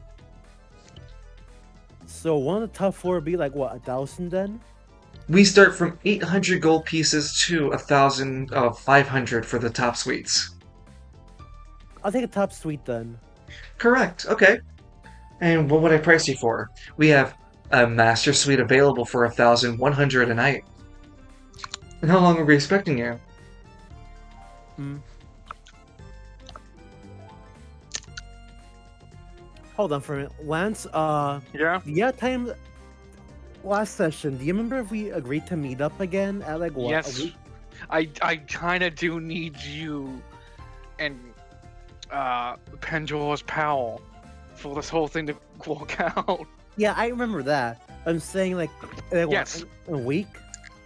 No, I if you can come back in the weekend to discuss the plans out, yeah, that'd be preferable. Okay, and we're on the what day is it that we're on right now? Well, We should be on. we'll say for roleplay purposes, instead of 1 day, it would be 1 week worth of payment. So when you pay, it'll be a 1 week Okay. payment. Alright, we'll just do that then. Okay. So, what option would you like then? What's the master suite like? If you want the master suite that come with best of our accommodations, at our top floor, there's only two other residents so far there. That'd be 1,500 gold pieces a night. You know, sure. I'll go with the master suite. Very well, valued customer. Thank you so much for taking your time. Please understand that we will take payment up front. Alright then. Let me grab my phone. She really decided your price range had a wrong answer. After fulfilling the payment of 1,500 gold pieces for the night, she happily gives Cyrac the tour of the accommodations of the hotel that the Marriott that he'll be staying at. There's a spa, a gym, an indoor pool. There's a movie theater, a deli. There's a small supermarket in here. Like, everything that you could possibly need is in this building. There's a massage parlor. There's dental work you can get done here. Cyrus, they even do IDs over here.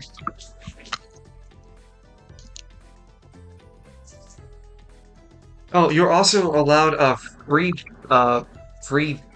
breakfast, lunch, and dinner on them, sent to your room, or you can come downstairs for it. Made by their 5-star chefs.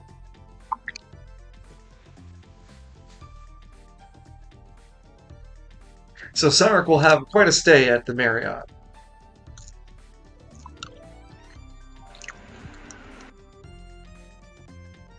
Pandora wants to try to take over Cyrix so that she can enjoy the time. Like, hey, I should get pampered. I've been using my powers.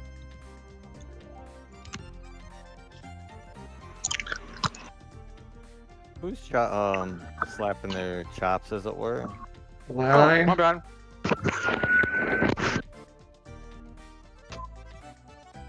You still there, Cyrix? I'm here. Yeah. So yeah, like I said, you're at the Marriott now for a week with all these accommodations, and Pandora's jealous. I was like, hey, I want to take over from time to time. I want a spa day for myself. And also, it looks like I was mean. I was going to say, you know what? Yeah, I agree. Go right ahead. All right, and then with that, we'll have Cyrix. Let me update these, and then we'll go over the weekend of what you two do, and then we'll continue our role play with Myron and Edmund starting first. Okay. So let's do them first, but let me update this sheet. I'm gonna use the bathroom then. Okay. Myron, my tummy hurt.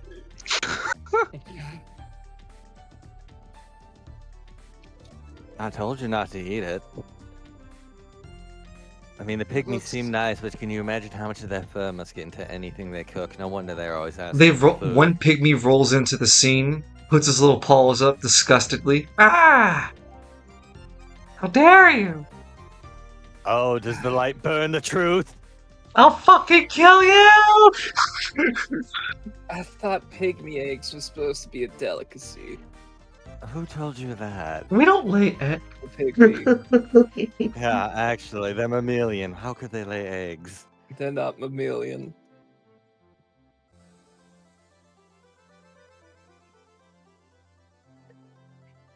So, do you guys want to give us a small recap of what you guys did over last week's session?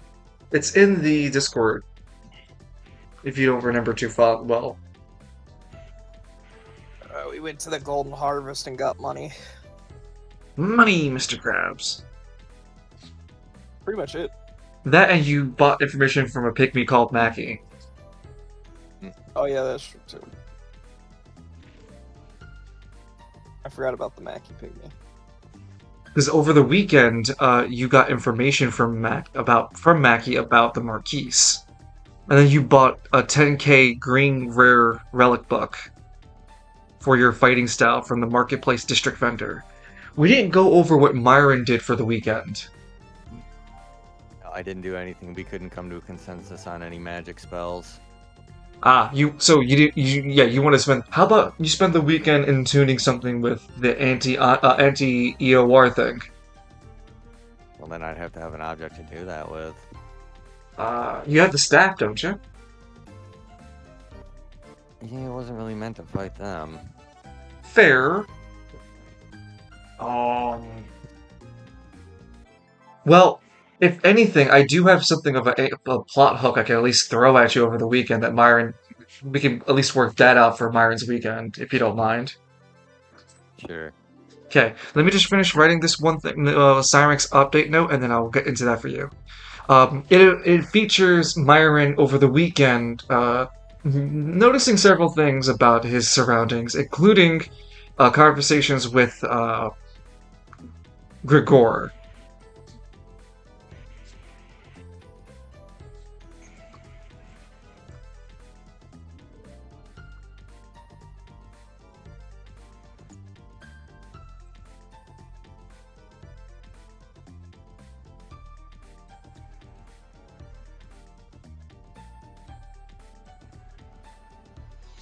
Okay, sorry. Alright. So, Myron, let me change the music.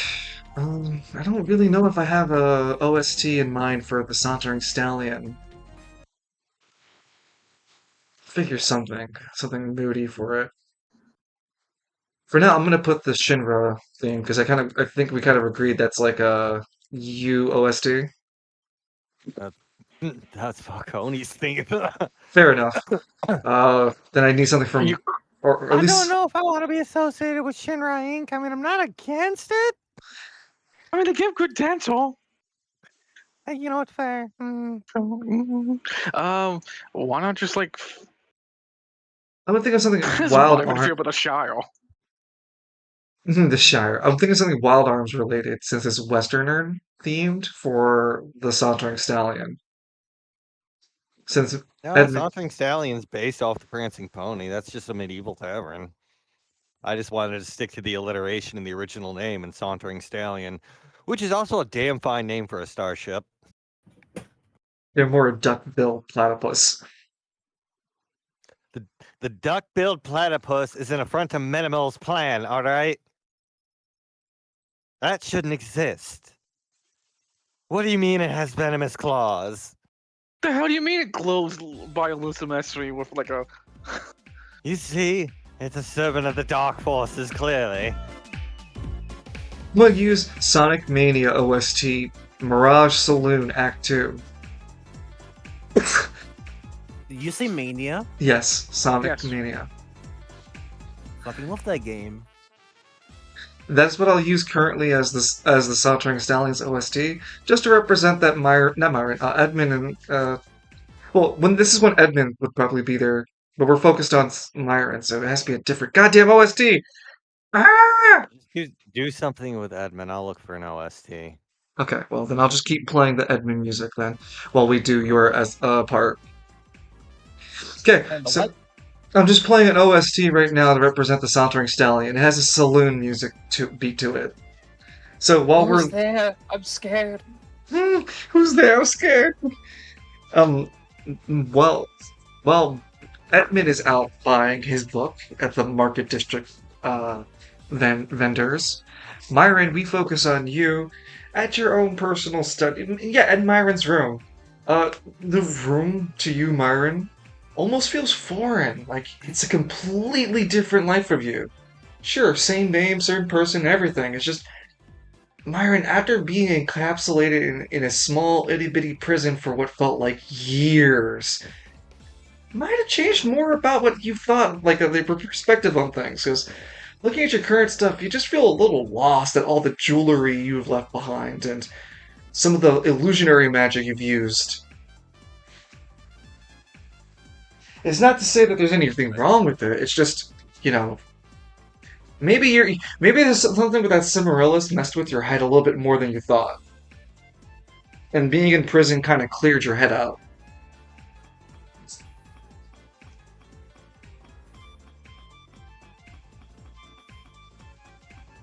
As you spent your time looking through some of these trinkets of yours, like golden rings and jewelry, Myron, that is when the Gora comes floating over not your shoulder, but comes floating into your room and goes, brother, are you busy? Not particularly. Well, what do you need? Well, Well, I know what you need, but what can I do for you? I bring good information tiding. Reliquary knowledge for you. Yeah. I come to understand that, the reason I am still capable of keeping a spiritual geist is because there's still the part of me in Lamoth. I don't think it's possible for me to pull that other part of the full me from Lamoth out there. That means there's still a you in Lamoth that we can use as a tunnel. So Are you trying to swerve away from the plan of him getting the Silmaril and opening the door now? No, just offering a different way. Otherwise, No, I'll have my stones. okay. Well, if you're so eager for the stones, brother, then I still offer you a good news and tidings of that as well. That the perpetrators are unable to hide the presence of the stones. We can create a device in order to track the specific energies the Cimrillus gives off. And since you've had it in this area, it has left its imprint somewhere around in the Sauntering Stallion. For you just to simply spend some time to create such a device with your relic smithing abilities and my foreknowledge, depth knowledge that I can provide you from, I'd say, relic smithing dwarfs from Lamoth. That would We suffice. both know being disincorporated makes it easier for you to communicate with other realms. Yes. It would just take me some time to gather this info. Well, it's not like you've got much else to do, eh? Other than fighting for my mortal spirit against the shadow wraiths that sit outside the Sauntering Stallion, yes, brother. I'll be fine. Brother, they seek for my soul to bring it to eternal You're the damnation. spirit of combat. I, Somebody shouldn't have touched the stones. The house kind of shakes a bit, Myron. This happens from time to time when the spirits of the spirits of wraith of conquest want to redeem a fallen spirit that they deem damnable size. They basically want to non-existent your brother. Fuck off, he's busy. Thank you, brother. I believe your words, your spell words, are going to hold up for now until a more serious threat comes by.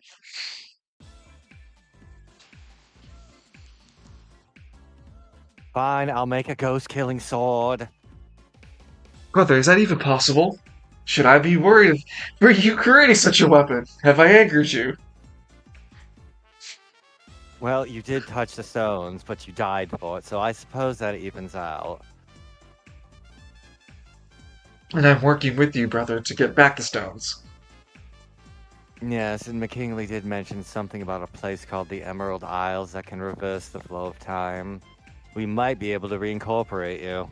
Brother, do you require my artifact weapon? Probably.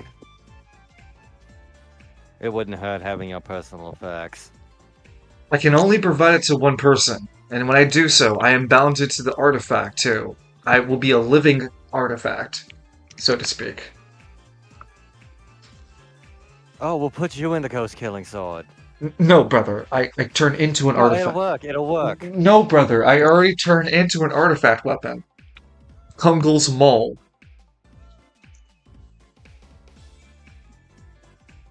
Oh, we're going to workshop the hell out of that. Thinks a bit. I named it after a god.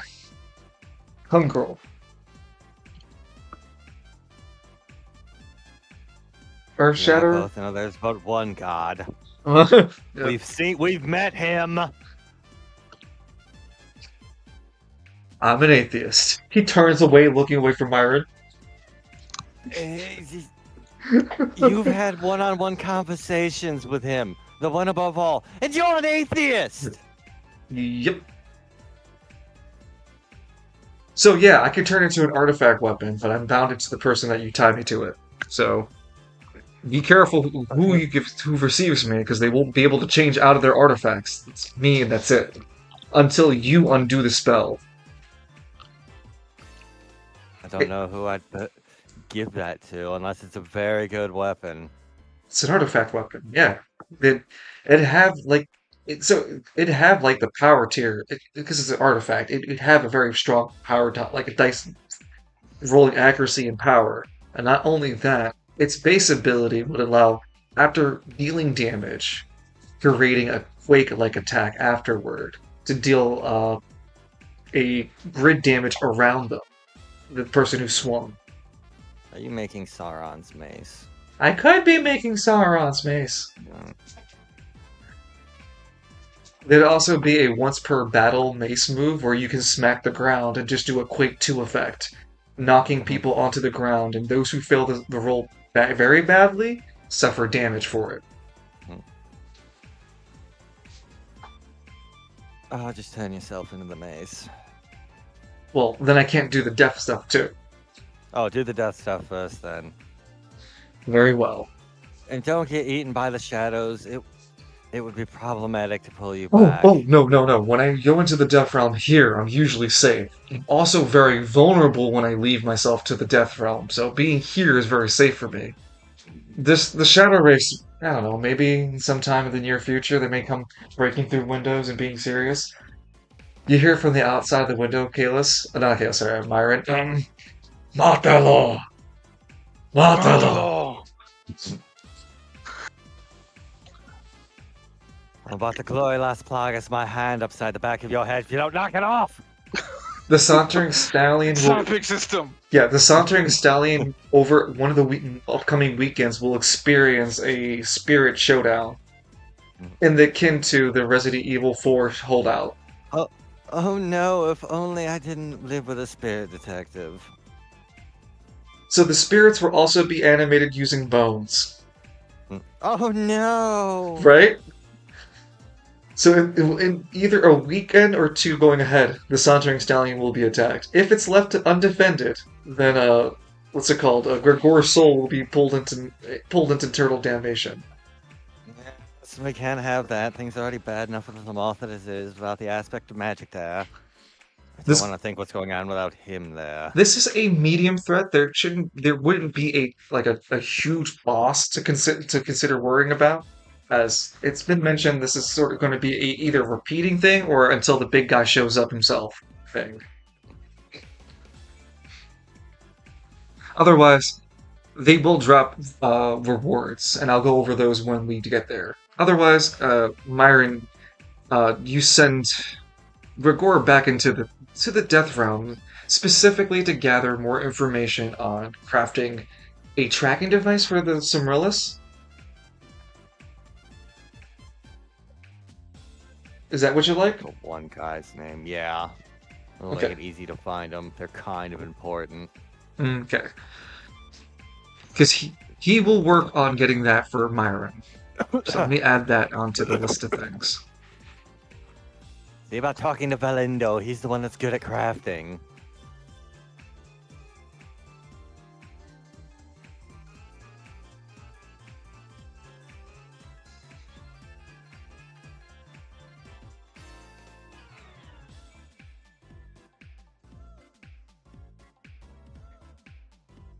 How's it go again? It's gold.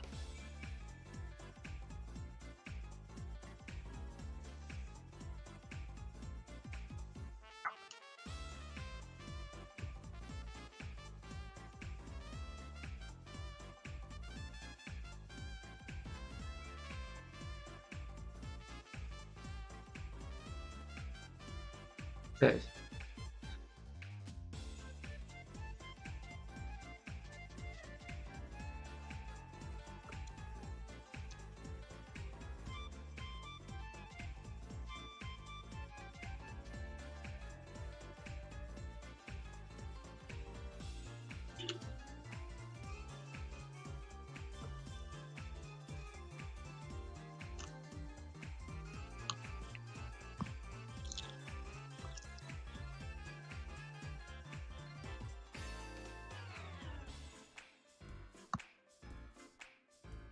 Okay. Updated the weekend to to indicate all of your activities. Okay, and the last two people we need to go over the weekend before we continue with our April April 3rd week. Uh, Lance and Cyric. Lance, you're at the dockside, and Cyric, you're over at the hotel. Let's get Cyric out of the way real quick. Oh, okay. Yeah, Cyric. As a Yeah? whole, what would you like to do? Would you like to continue just relaxing with Cyric, as with Cyric, or do you want to look into the fighting school you're looking for? Oh, it's like after the first day of the hotel stay. I would say because it's the weekend, it'd be a day or two after you've been staying. So been staying here for about a day or two. Yeah, I was doing my quest to upgrade my fighting style. Yeah. So the last time we spoke about this, I remember giving you updates about looking for where you could find them. Did you write those notes? I remember those one and let me see. I do recall writing it. Yeah, I think so. Syria. Oh no.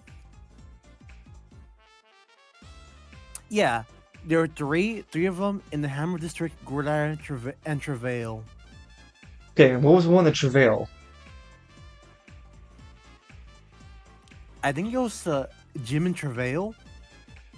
Okay, because there was only one dojo, like a training school itself, and that was in no, not Travail. Yeah, no, in Hammer District, for sure.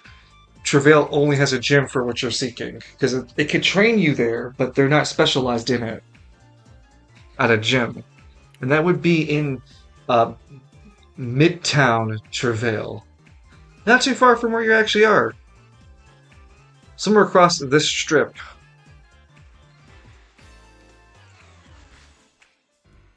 Hmm. Let's check there. I was about to say we could use great distance our way in the Hammer District, but we're way too far from that.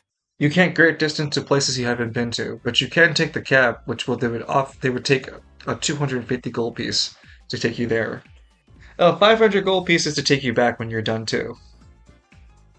Can I even do that? Because when they ask for ID and shit at like the checkpoints, You're not driving through checkpoints in Travail. There's the gym in oh, Travail. I meant the Hammer District. You want to go to the Hammer District. You want to go to the You Hammer know, District. Okay. I was saying, if I were to go to the Hammer District, when they do checkpoints, Yes, that's checkpoints. nah, let's do the one near us. So you're going to the gym, and being local, it'd be 500 round trip to go back to the hotel and go there. All right, then we'll do that. On arrival to the gym, the participants in the gym, some of them would like notice Cyric walking in and how fucking jokel he already is, and like, oh shit, holy fuck, the hell is this guy's regimen? Kind of deal. There'd be workout equipment. There's a one single large training arena. The receptionist greets you as a guy who is modestly fit, who looks at you and goes, "Hey, how's it going? Welcome to the Holy Jokel, man. What are you made out of? You're huge." Thank you. What are your sets? What's your routine? Well, before we get into that, I'm looking to level up my melee game. I can't be surprised if anyone you punch doesn't like fall down after a single hit.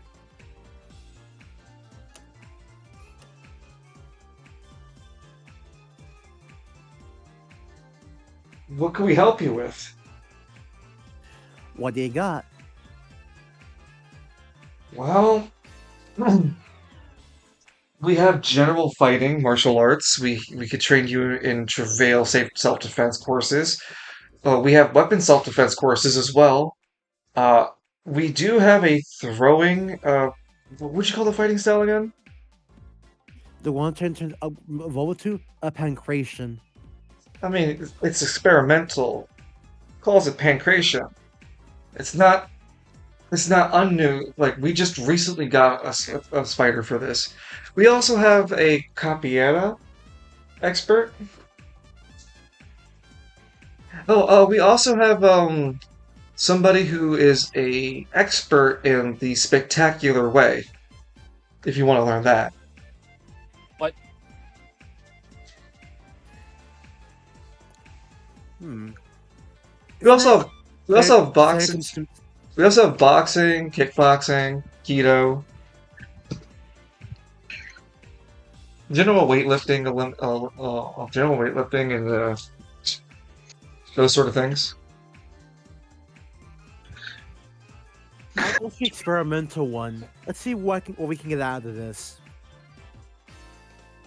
So, We which want classes do Scientific you want? Oh, Scientific internally. mhm. What is Edmund Style doing here? Oh, hey, before I go further, they need to let me tell you on the screen here, the Spectacular Way is on a 50% off. Usually 120 gold pieces course, now it's only 70 gold pieces. The math doesn't match. I'm not feeling the math right now.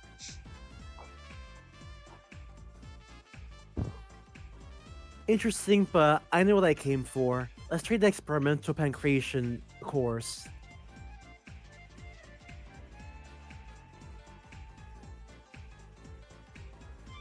Okay. Well, this is the weekend, so you can't train right now, but we'll sign you up for the next week's course, and you'll need to attend that and attend 3 classes in total. in order to get the skill down. So you need to be an active participant 3 weeks in a row. Okay then. You sure you can afford the hotel that long? I mean, I already paid the gold for it in my sheet, and Well, I still for got like what? yeah, for the one room. Oh, also, if you're gonna train for their beginner course, uh, because of the experimental, they're gonna charge you for 800 for the whole 3 weeks. Yeah, I can still. I got the gold for that. Oh no, it's the spectacular way tape. Okay, subtracted the 800. Okay, well, we'll expect to see you on next week's courses. Thanks. All right, and let me update the weekend as we turn our camera over to Lance. Lance is literally looking out the window. What the hell is Cywork in Pandora? They're expecting you, and they're expecting you and Travail. I think there's a miscommunication there, honey doll. I was expecting him to be here. You have his phone number or something? Cywork doesn't have a cell phone. Give me a second. I gotta go pay my bills. And done. I mean, I think it said we said it without really saying it. Our student center will come back to Lance when it's time. Which is gonna be this coming week, dude. Yeah. Anyway, honey doll. We need to work on the disguise.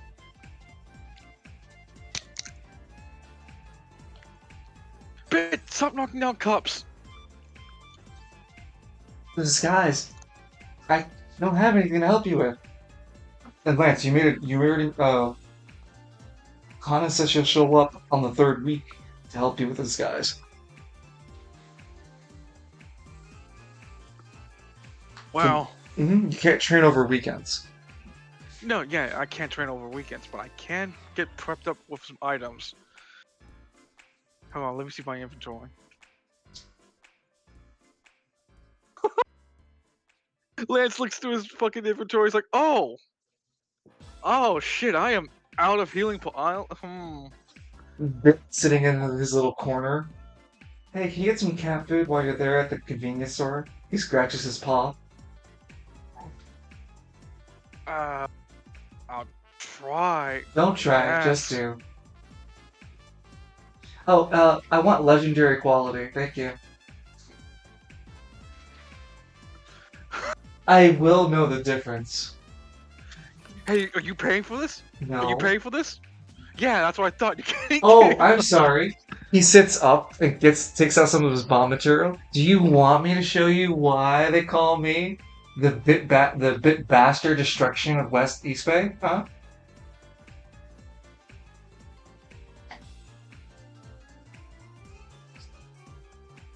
That's what I What's his thought. hands? Bring me the legendary kitty chow. Fine. The they finest have- meow mix. The fanciest. Meow meow meow meow meow meow. Yeah, just think about having cat needs when you summon a convenience store. He'll have it. I've done it all the time. I've told other people to do it all the time. Wait, isn't Bit an Anima user? Can't he do it? Correct. Why would Bit do it? Is my follow-up question. It's a cat. Literal fucking cat. Yeah. So Lance is like, fine. Goes outside, thinking of cat food, where he summons up convenience store. Convenience store approaches Lance. Well, summoned by Lance. Oh no! Again, I like the idea better. It just slowly materialized from a fog, and it's slowly approaching Lance as he's walking towards it.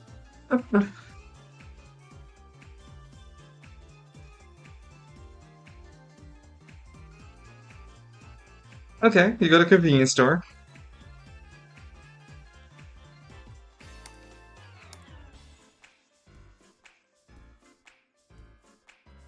How much? Welcome to the convenience store. How can I help you?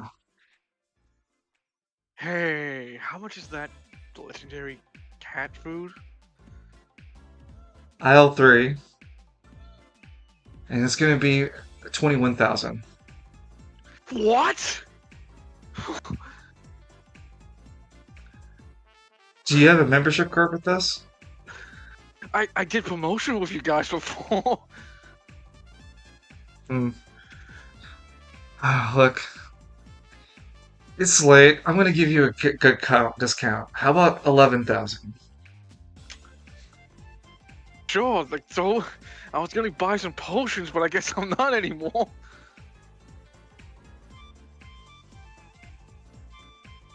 I need my Falcone bribing money.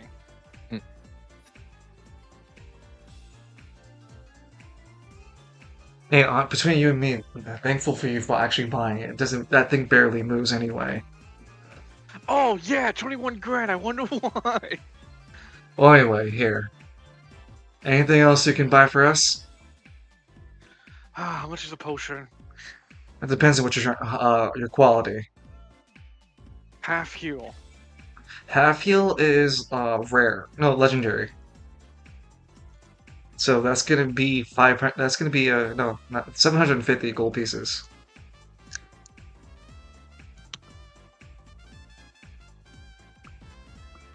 One, two, three, four.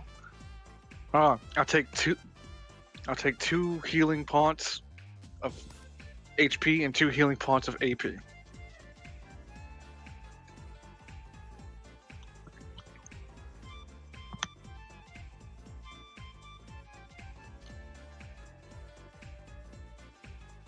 How much is that together?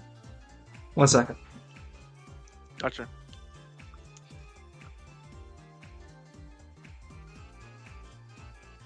Oh, the AP healing is more expensive. So the HP is 750, and then the AP is 1,000 each. 750.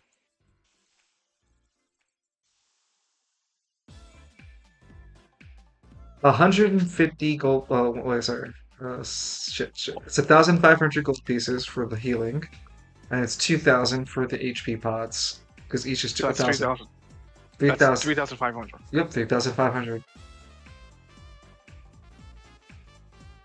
Lance puts it It'd all be down on the 14. table. Yeah, 14,500 together. Here you go. And I still have money for Falcone.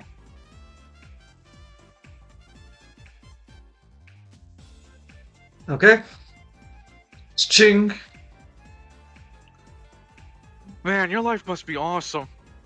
You don't have to deal with half the crap we're doing in the city. I have to deal with all the anima users, and they're not all stable, you know. Outside, That's what the big corporations. crackhead anima users are outside.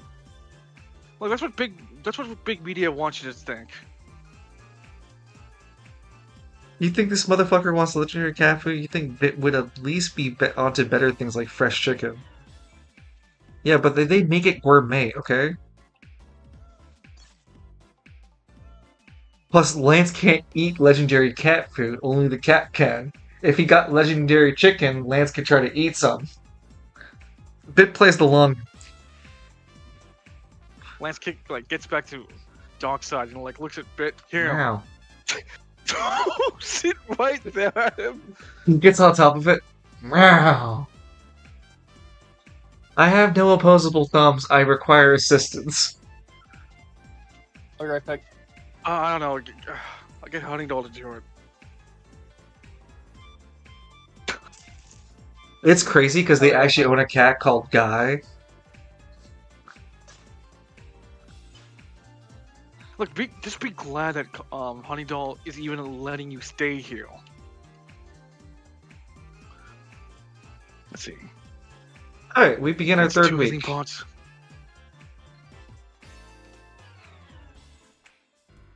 Alright. Give me a second. I'll be right back. Yep. I guess we'll take 10.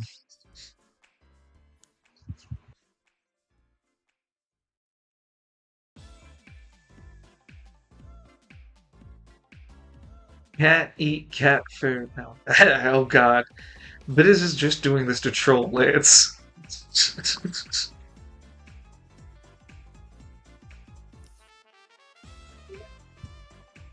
I mean, Bit has to explode a whole prison, so he's kind of have to run Lance for what he can. Could you imagine? I just have a scene where Bit eats the food, goes, "Oh, this is actually really bad. Here, take it. I don't want it. Give me a cheeseburger or something."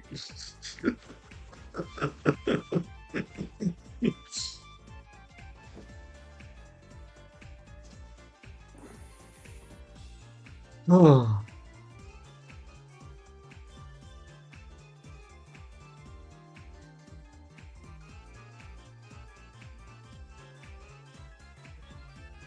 Anything good for Warframe?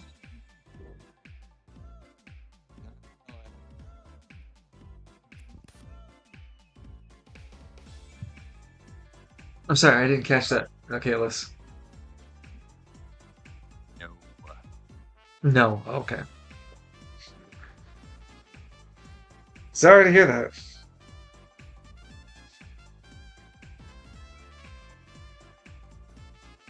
Q and Bit being young Muriel in the mac and cheese joke.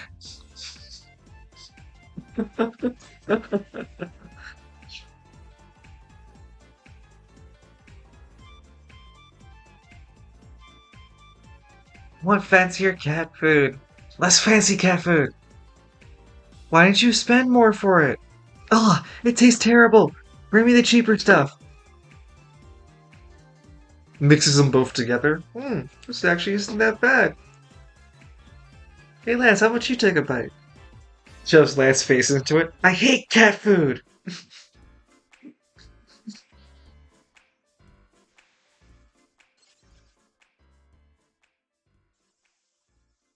I mean, where does a cat get like that get cat food in the middle of a wasteland?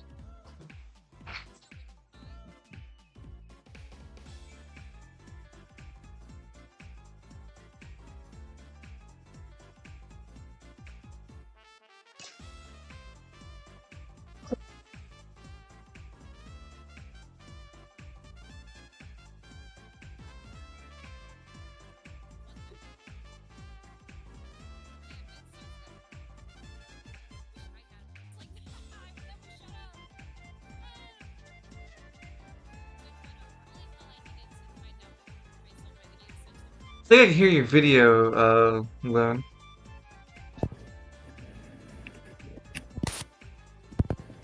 I thought it was muted. God damn it. Can you hear me now? I can hear you. I can't hear the video, Okay, but I'm yeah. because I muted it. I'm gonna press the mute button now. Okay. I'm back. Welcome back. Just kind of waiting for Eva to get back, so the next story beat I want to start with Edmund and Myron. Gotcha. Yeah, give these two guys their time on the actual stage. It's you guys. We've been front heavy with you two. Let's get Myron and Edmund on stage. No problem. That's understandable. Yeah, I'm gonna just step away for just a bit. I'll be right back in like a shake of like 3 or 5 minutes.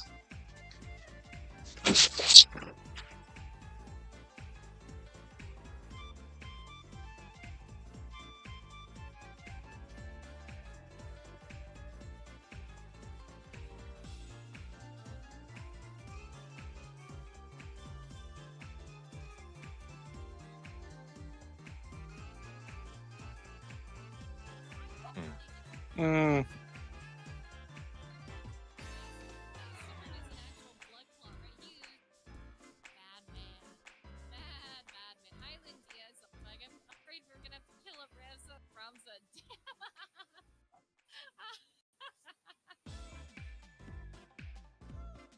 I'm back. Welcome back.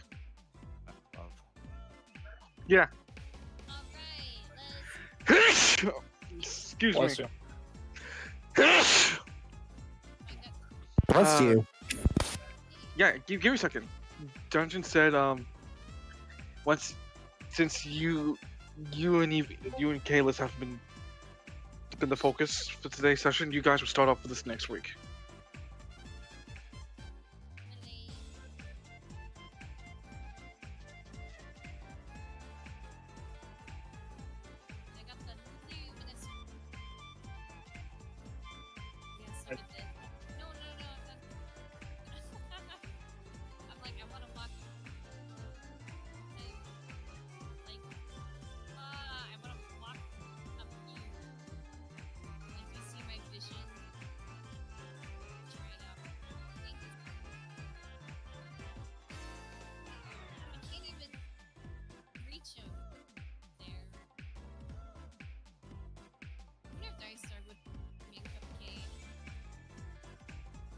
They all have blood on their hands. Just saying, dude, exactly. They're all just like, oh, you were bad. Sticky finger. The hell is sticky finger? What? Sticky finger. My oh my oh my. Okay, sorry. Just took that chance to pace myself and get ready. We all here? I am. Okay. Alright. Act 2, April 3rd week. We start on our immediate Monday. We are immediately brought to the Sauntering Stallion on an early Monday morning. Over the weekend, Myron, you spent your time speaking with Gregor and sending him back to the Death Realm to find more information about making a relic in order to figure out, to trace the power that's left behind by the Cimrillus. Start finally finding where the hell that thing's hiding at. Edmund, over your weekend, you got the information from that pygmy about about the Barquise, the general information, his living schedule, his work schedule, where he'll be, what he does, his general weight, height arrangements, where he goes in the building. You also ended up buying yourself a relic book so you can start working on becoming an expert in your fighting style this spectacular way. It is early morning in the Sauntering Stallion, and Edmund, do you picture yourself a morning bird or what? Edmund, yeah. Well, Edmund, you find that you are the first to wake in the Sauntering Stallion, and being that we're in April, Spiral City doesn't really experience much changes in weather. It's a cool morning, well, early day cycle to then full day cycle when it gets warmer to a modest 70, 80. And then it cools down again during the dark cycle or night cycle, as we would know it. Edmund, upon fixing yourself maybe a coffee, breakfast, or something small to eat, uh, it's with a phone ringing that kind of snaps you out of almost a zombie-like trance for your Monday morning. Before the call comes through, a few thoughts are running through Edmund's mind, some of which thinking about your brother, Big Gridiron, about his police position and role. You thinking about some of the cases you have to deal with in Market District themselves. And just as you start thinking of some of those cases, Edmund, the phone begins to ring in the Sauntering Stallion. It's the second ring. After the third ring you finally realize it's ringing. Do you pick up? Edmund, yep. Sauntering Stallion, how can I help you? Edmund? Delta's voice, stern as always. Hello, Lieutenant Delta. I have an immediate emergency. I need Squad Goldschlager together. Now. Possible crime scene involving anima issues and related situation. I need you two to help me. Where at? In your neck of the woods, actually. The Cervantes subdistrict. It was like Grita, and he hears Cervantes. The Cervantes subdistrict.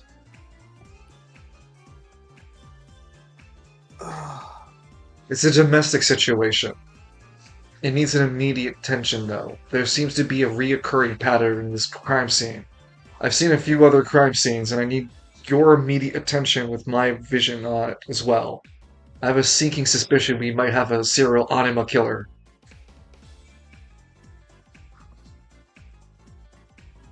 Alright, let me wake up Myron. I'll see you at the crime scene. The address is here. Midtown Cervantes subdistrict. So in the middle half. Evan's gonna go to, wake up Myron!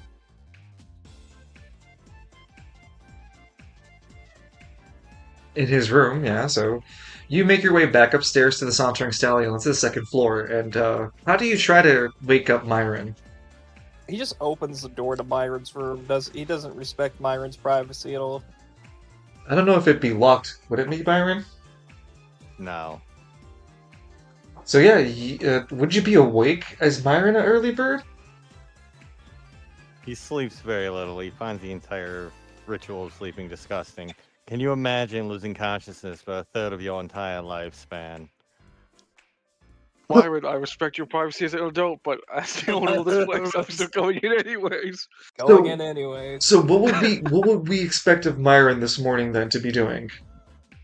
He's just looking out the window with his hands folded behind his back. Outside is a pygmy dancing then. Very shortly though, there'd be a few more just continuing to dance to fuck with Myron. It's like they know I'm watching. Oh no, I'm waiting for the street sweeper. It's inevitable. The street sweeper comes as Edmund comes into the room. You hold your hand up, Myron, like as you watch your favorite moment, just see the pygmies that piled up on the street get swept away. Ah! They'll be back. They're always back. At the moment, they're gone, and you can turn your full attention to Edmund, who stepped into their own. You know, Myron, I'm sorry, go ahead. I was gonna say something you need. Yeah, we got a job to do. Oh yeah. There might be bones. He's not that into bones, guys. I've been looking very No, sad as there's just more bones He's being just piled on saying top that of to him. get him out of the house. There's just more bones being piled on top of him by pygmies. We got the bone zone right here. Don't listen to him. He just likes bones. This is the scroll. This is the throne of skulls. You wanted this, Byron. Lower temperatures through fucking Friday and Saturday. Yay. We have to get another winter freeze. It's some sort of like serial anima. Might be an anima serial killer. I don't know. But we need to go quickly. Delta's waiting for us. Oh yeah, it's the one with the strange face. Well, wouldn't want to disappoint him, would we? No. Apparently he's a war veteran. Hmm. I don't remember any wars going on in Spiral City, though, besides the Prismatic War. What about the word to keep your mouth shut? Everyone's like thinking, huh. Anyway. Yeah, he said it was quick. We need to go, like, now.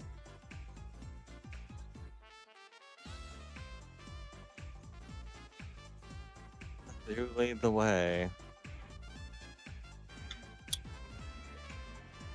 Edmund, guess Edmund leaves with Myron to go to the crime scene. But hold on. Relics and artifacts you guys are taking before you go?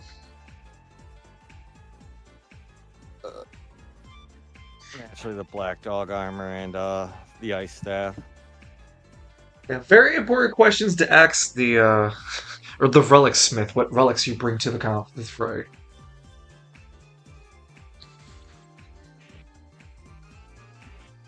I wonder how well I can get away with smoking in here. Yeah, Edmund's fine. He's got the mask. He's got the cloak. He's got About these hands he's about to get. he's got these hands. So I guess you, Edmund drives Myron to the crime scene. I guess You're Edmund and taking- Myron drive to the crime scene. you're taking the Commandeered police car that they haven't asked for back. well, technically it's still They can add all they want. they say technically it's what Goldschlagers anyway, so they're not gonna really ask for anything. That's all. It's actually not. They gave it to you guys, yeah. No, they got the car because he asked for a police cruiser. Yeah, yeah. A police officer. No, he asked a police officer to bring a cruiser over. The police officer gave him the cruiser and just hasn't given it back yet. No, I get what you're saying. They're not going to get it back from you because they registered the car to you guys because you're a spot. You guys need it. Why would they take it back from you until you guys are no longer part of the whole thing? I just imagine it's one of the older police cars.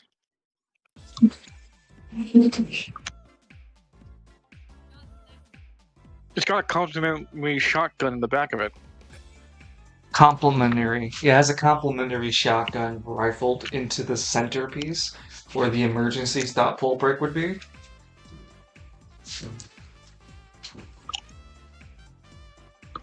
Market District has Lamborghinis and Dodge Challengers as fucking police cars. Meanwhile, our Fucking Squad you. Goldschlager, because it's a 2, You fucking wish. the 4. Yeah. What'd you get? Oh, we only got the Plymouth Belvedere.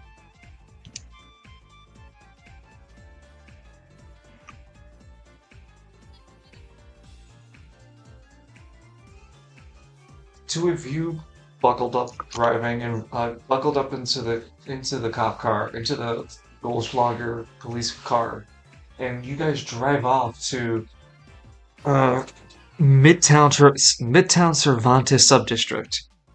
And the directions given lead you to a residential area. Byron, Evan. He said it was domestic. Edmund's gonna go lights on, but he's not gonna go sirens on. Okay. But he's gonna fly. Yeah, you're flying down. It would normally take about a 2 or 3 hour drive to get there.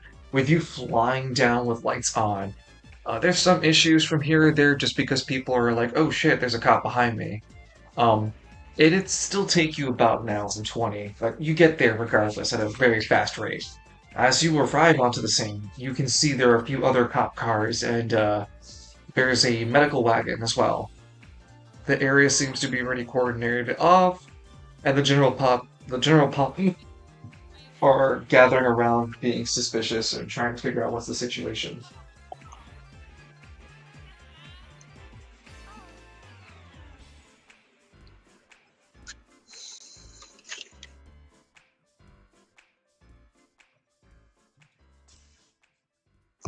Well, I guess Edmund pops out and tries to approach the crime scene. You prop out of the police car. Where do you park? As close as he possibly can to the police barricade. You see a fellow officer kind of wave you in closer and guide you to a specific spot location. Before you get out of the car, he leans in and goes, "Hey, so who you with?" Claude Goldschlager, Lieutenant Delta came, told us to come. Oh, you're Lieutenant Delta's boys. Alright. Yeah, park right here. You'll be good here. Make sure you keep your badges on show present, okay, guys? Right on your chest. Good to see you, folks. Good to see you. Body cams off. Yeah, right. Body cam's off. Yeah, Myron and Edmund had been given badges with their photo IDs on them. Myron's like kind of blurred out just as Byron was like moving and trying to like ask a question during the several takes.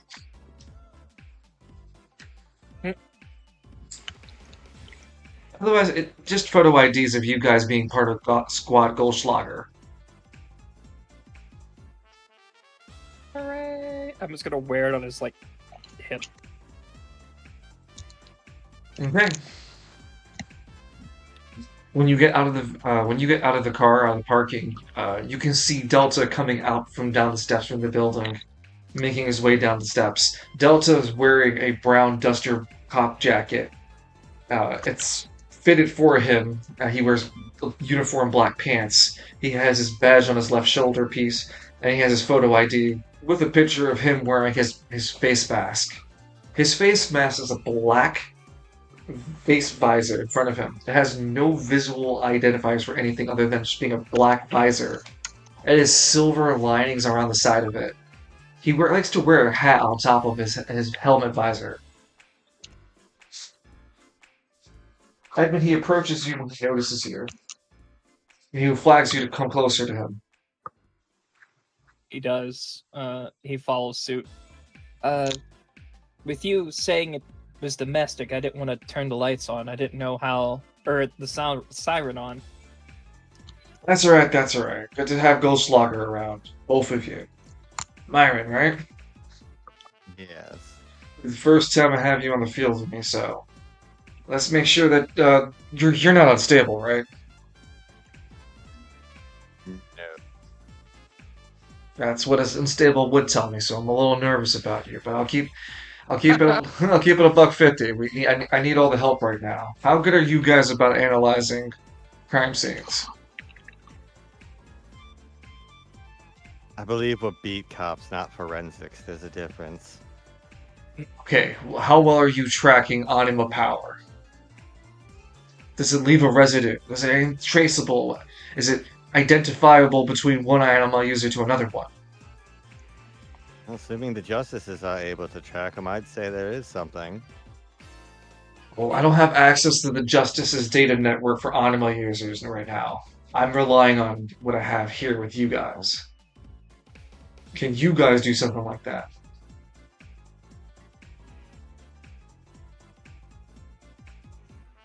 I mean, this wouldn't be my first rodeo with detective work. I do have 2 cases under my belt. Well, those weren't murder cases or homicide cases, so Yep. this is a new one. Coca-Cola's. Huh? I thought Coca-Cola was. I thought she killed somebody. Yeah, you're right. Yeah, so never mind. Yeah, you worked a murder case, but uh, seems to be a serial case, so we're not sure if it's similar to the Coca-Cola situation. Is it possible though? It's like sort of a bloodhound thing to track anima users. Not more akin to an bloodhound, but it is possible to kind of tell if an anima power was used. Okay, being used is one thing, and when you see the crime scene, I think you'll understand what we're saying. Well, we're trying to ask, could you detect if someone else would be using the same power? We can detect if a power's used. Okay, It's so, an so you're telling me there would even be a residue?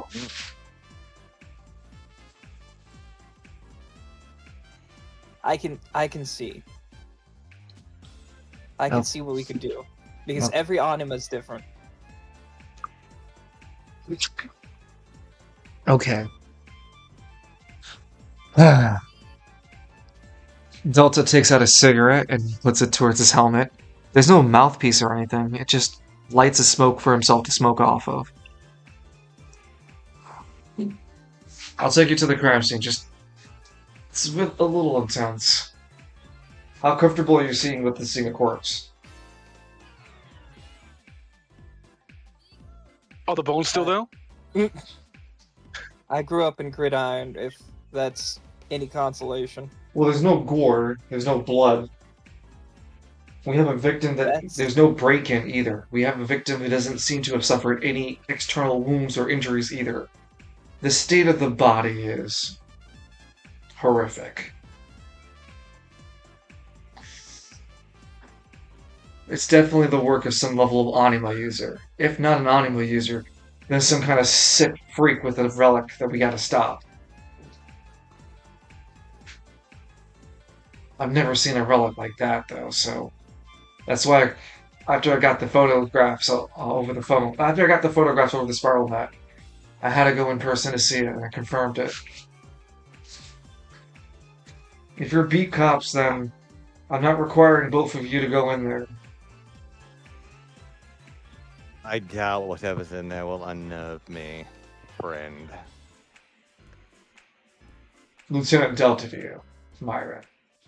And good to know that you were made of sterner constitution.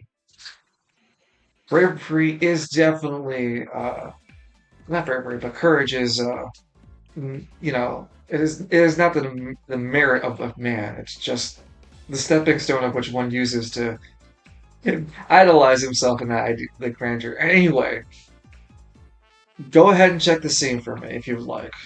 I was hoping you guys would be able to, I don't know, pick up on a similar anime user you met a day or two ago, but that doesn't seem to work the way it does. The case is on the second floor. Second floor 203. We quarantined the building off, so no one's gonna bother you. what was the floor number? 203. It'll be the open apartment. You won't miss it. Also, there's only a staircase in the building. You said there was no break-in? There's no sign of a break-in, no. No windows. It's on the second floor. There wouldn't be anyone scaling in. There's no fire escape to scale through. The windows weren't broken into. There's no sign of the windows being tampered with.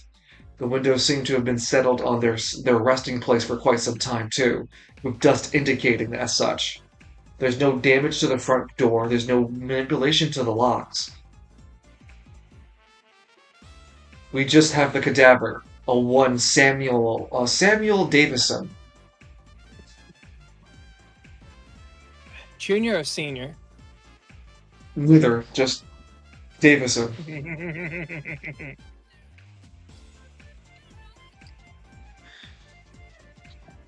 Victim does not live alone. The victim lives with his family. Family wasn't home at the time of the situation. They came back to the situation later in the evening. They claim to have come back around 8:30 to 9 o'clock to find the victim on the ground in the living room. The victim is in the living room, seeming to have either fallen off the chair that they were resting on. We're planning to move the body out in about 2 or 3 hours, so we'll have you guys investigate before we do so. We left the body there just in hopes maybe you'll be able to use your anima powers to track them. There's no justices here, are there? None that's gonna bother the investigation. They've already been programmed to reroute it away from the situation. Okay, because we might have to use our anima powers. As long as you don't contaminate the scene further, you're good. Alright, let's go, Myron. Off to an adventure.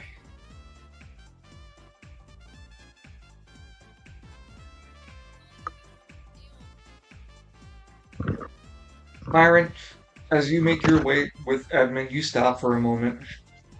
Then it dawns on you. There's no active breeze in Spiral City. This place defies the rules of nature, and I do not like it. There's no magic on the wind either. And the moth is at the simple touch of your fingertips. Here, it is but a distant echo in a well that does not wish to hear it.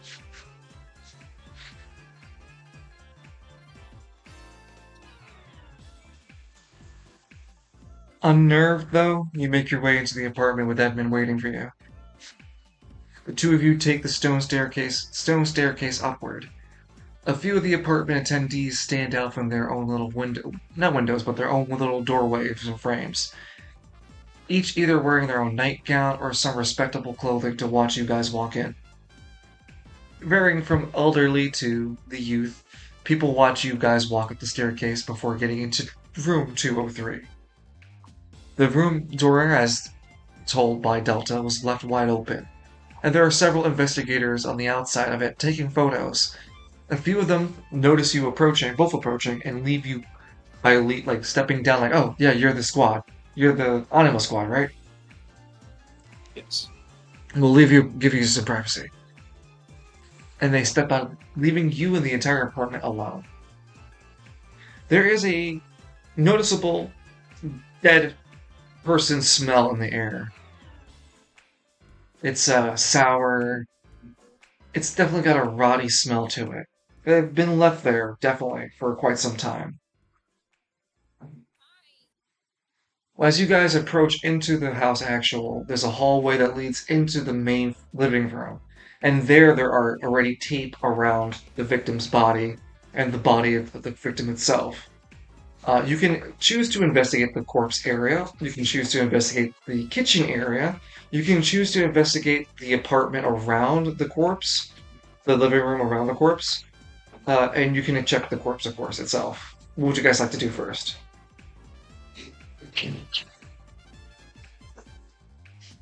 Uh, the corpse itself. Okay.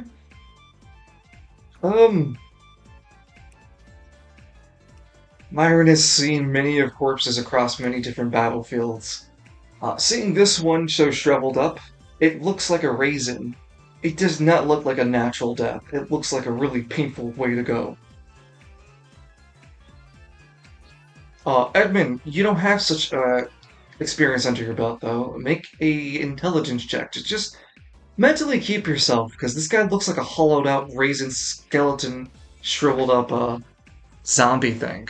He looks horrible, and you don't pass as it unnerves you badly. You take one exhaustion of 3.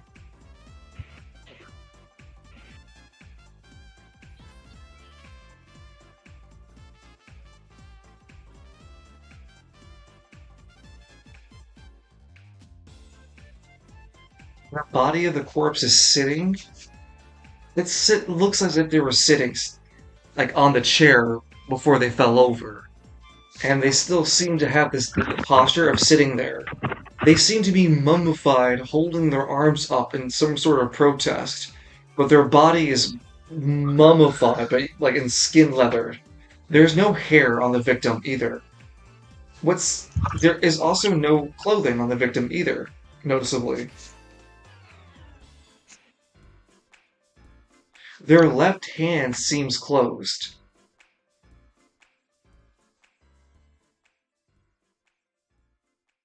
Otherwise, the victim has several different, like, noticeable scars. They seem to be either of themselves, their own thing, or old enough to not be part of what's going on here. There just seem to be some level of surgery scars on this victim, so they might have had some work previously. Again, nothing to denote what would cause this. How do you guys want to investigate further?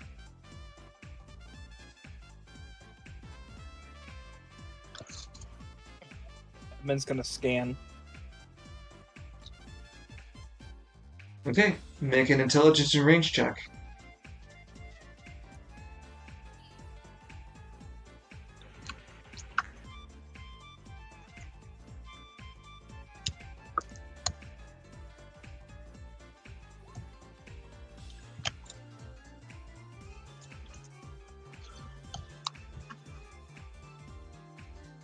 Your eyes catch a blink of glitter of gold light coming from the clenched left hand of the victim.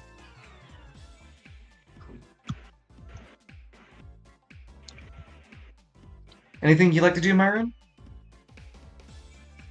Not really, my dude.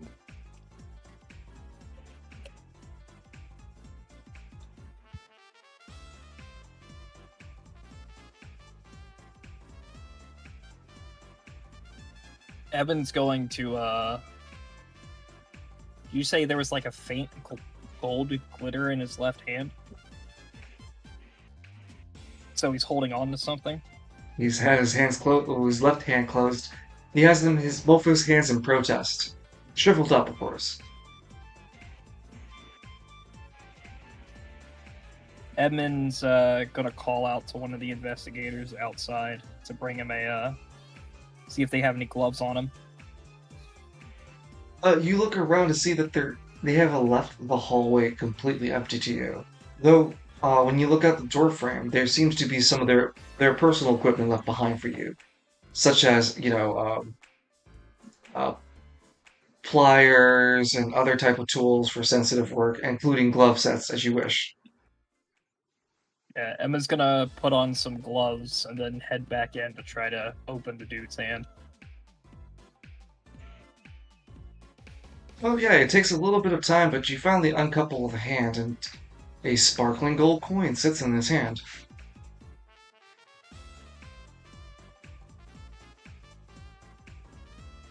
What does the coin look like? It's definitely not printed with Spirellian print. It has an image of a king riding a peasant. It's trimmed brilliantly. Make an intelligence check as you furtherly look into this.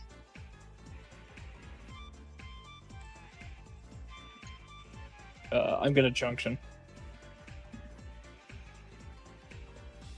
Sm-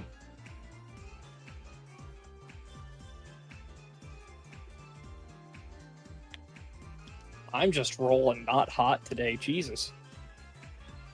Okay. Well, you take a good look at the coin, and you feel the back of your neck kind of tingle a bit as your mind, you hear something come up to the back of your head.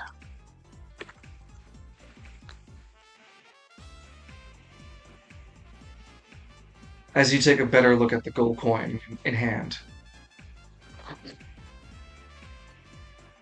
Oh, Discord, I would love if you load.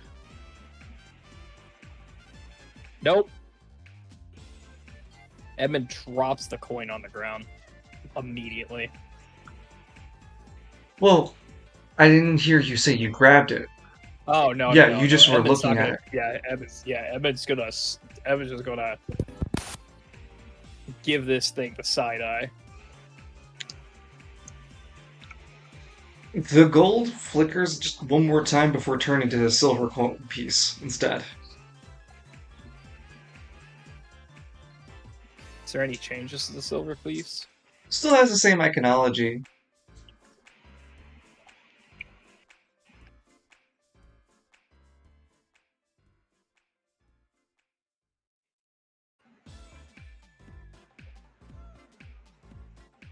Otherwise, the victim's room looks that of a living room with a large TV set. There seems to be the victim was sitting at a computer situation before they fell over. The living room seems unharmed whatsoever. There doesn't seem to be any robbery or anything missing. Everything seems to be in place except for the dude dead. And now the once gold, now silver coin in his hand. Edmund's going to stand where the victim was before he. Not like he's gonna like position himself in the same way the victim was. Like sitting? No, not sitting. Like he's not gonna touch anything, but he's gonna go into like where the same like general area was. Mm-hmm. And he's going to try to ping, using his max range. He's gonna like, I would scan out, and with his anima power, and try to feel, because he's got a max range of 35 feet. He's going to try, and he knows about anima power. He knows that they have to be. You some sort of have to have some sort of line of sight on somebody, or at least some inkling. The max speed is 32 because it's 12 times 3. Because 12 is the max stat. You said we'd do 35 because it rounds up. Yeah, 12 times 3 is 36. 36, my bad. 36. So yeah, I could round it down just to keep it 35. Instead of rounding up to 40. I made the math wrong, What but we're all the same boat now, so I think we're at a good spot, right? So he's gonna try to find in that uh general area using his anima power what the max range of location that the anima user would have to be if it was an anima user. I guess I'm trying to understand that you're trying to see how far along this, like, like, its possible trail. This,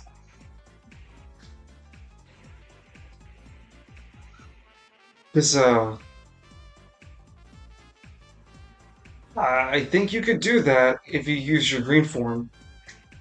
This is all about He's tracking. gonna try to Mhm. he's gonna try to ping an anima user in like 35 feet radius to see if anyone's still there. Oh, okay. I see what you're okay. Besides Okay. Myron.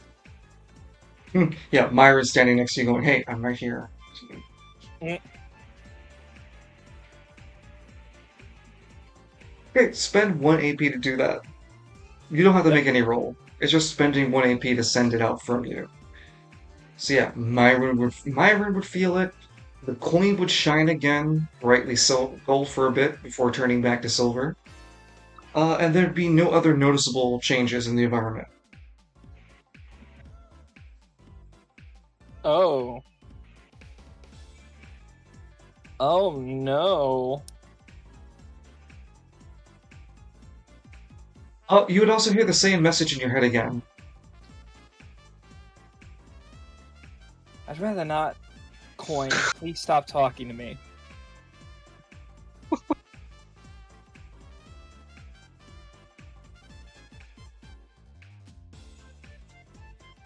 Uh, Good offer. so the coin. Come on, Applebee's, 2 appetizers for 25. Come on, dude, you can't go wrong. I'm not going to Applebee's. I never been to one. They're not that bad. Oh. I wouldn't recommend it though. Unless you do the 2 for 25 appetizer. Chili's is better. The 3 for me. I'll have to go to a Chili's. I've never been to one. Yeah, they're really good. So the anima coin.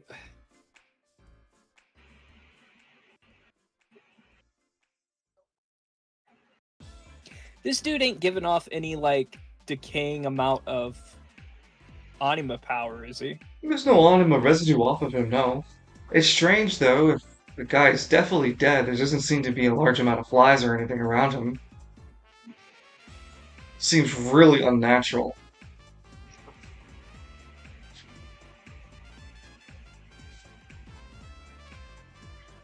Is the computer on? Great question. It has a blank screen. The black screen? The desktop model seems to be on though. Edmund's gonna jiggle the mouse. As you do so, the screen appears, and it seems to have the account of the person still on.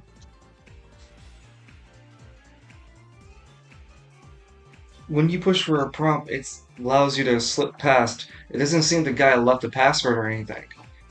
Uh, upon investigating his terminal, he seems to have left one of his last messages searching how to stop cursed relic. Okay.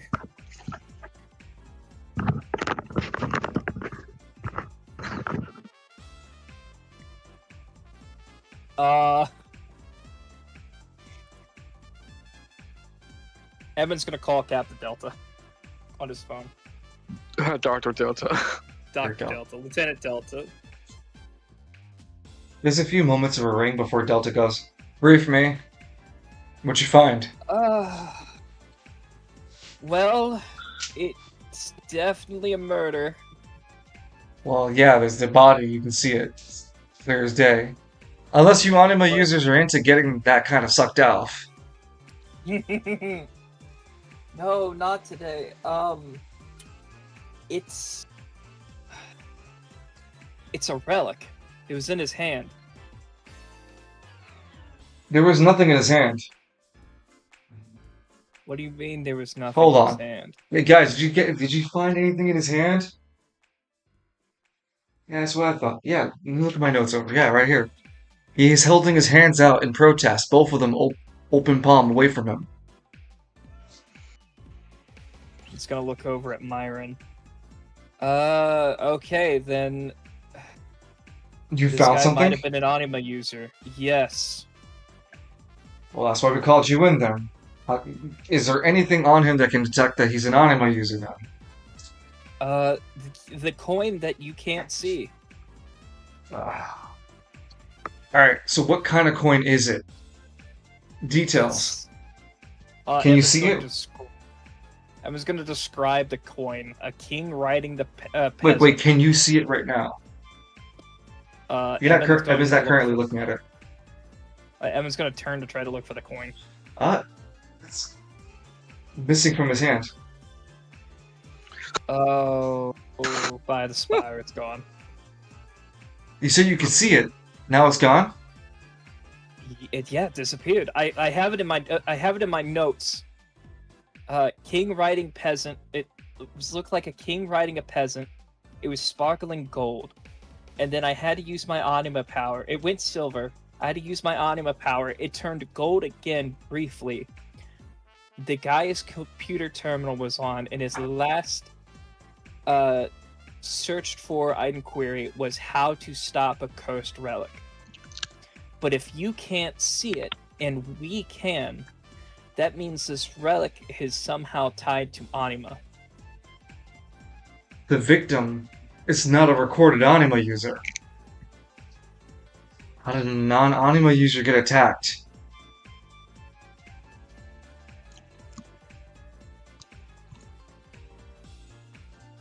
The coin missing is kind of freaking me out. Because there was nothing besides Myron and I in this coin in this room.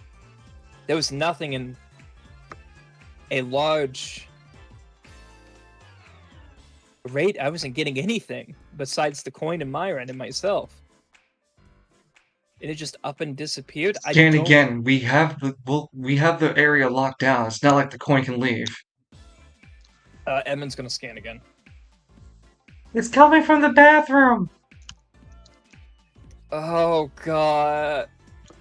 Oh, Spy the Spire. Okay. The only thing Captain Delta hears is just the sound of the gambler of a gun being unholstered, which is the gambler, and the sound of a gun being loaded. I'll call you back, Delta.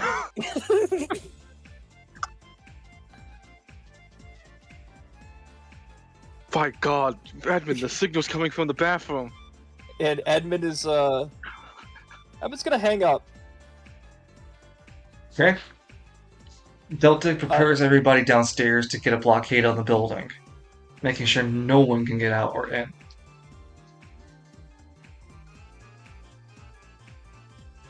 Myron, get ready. We might have a fight on our hands.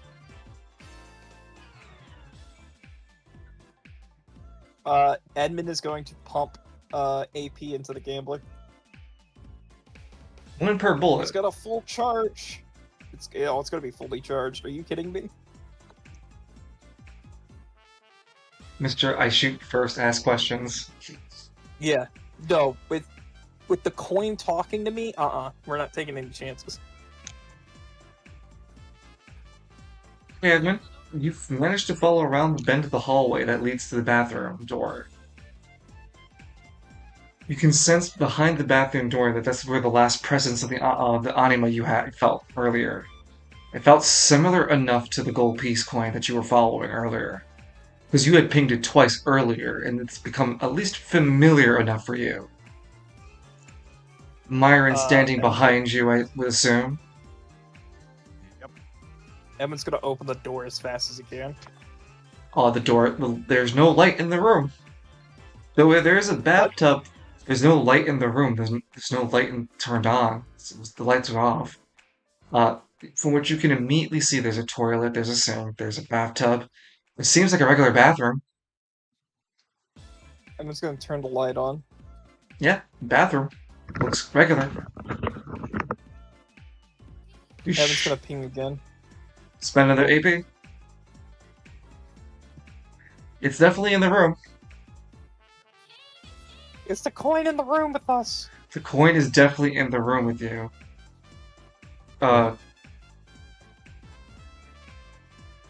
Again, slipping into your green, it's not like it cost you anything. I would say it's just another AP, I suppose. You could use your green vision, again, as before, like tracking and hunting things. Oh, absolutely. If I don't have to go into full green form, Evan's gonna switch into his green eyes. I just pay up for 1 AP, something similar to spending silver magic, green magic, etc. We've mentioned it plenty of times before, Edmund, using that green eyes ability. So yeah, spending the 1 AP, you can see that there's definitely anima energy in the room, and it's coming from that trash can.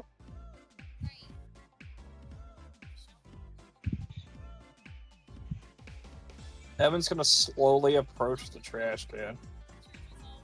Anima energy intensifies. Evan's gonna look inside the trash can. There's something in the trash can. What do you mean the trash? Is the trash can an anime user? No, not from what you can tell, but the trash. Maybe? You have the gun drawn, yeah? Yeah. Okay, from the trash can's lower lid, the bottom of it tilts up. A glint of gold energy fires from the underneath of it. It fires at a vantage at you, since you did not see from underneath it coming. works. Uh-oh. What's up? Well, So this 2d12 is just going to be 1d12 for accuracy purposes. Your base dexterity is and base speed. base dex and speed? Mhm. 24. 12 Combined. each. 6 is 12. Yeah, so with a natural 12 as your AC without any rolling, the 12 that this guy rolls for an advantage because you didn't see him, that because we count 12s as a because this is a single dice being rolled for his intelligence check. It's a 24 instead of a 12, so that hits Edmund. Edmund, you take 12 points of damage. It's not stronger. It's not stronger than your temp HP. So it just hits your Son temp. of a... Evan's gonna swear. You say The- 12 or 10? 12. It shoots itself from underneath the trash can, the gold coin, and embeds itself into your right hand. Chink!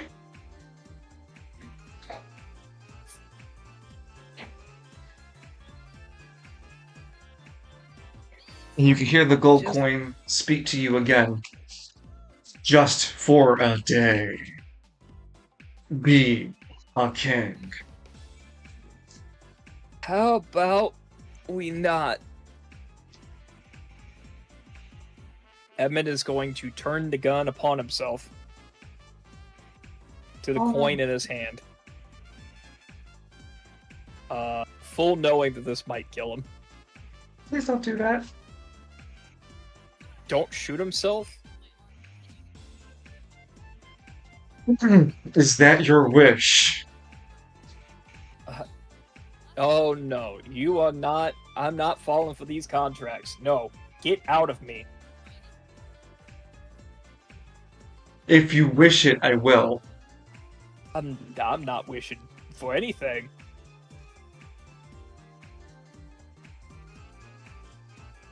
Where's your user? Just for Do a you day. wish to see my? Yeah, do you wish to see my user?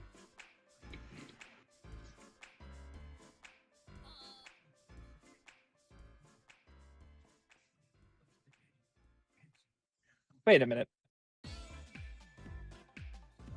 Hold on to that. Myron.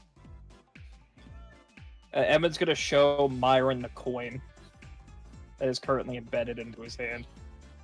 There would be blood, but it's Edmund. He built different.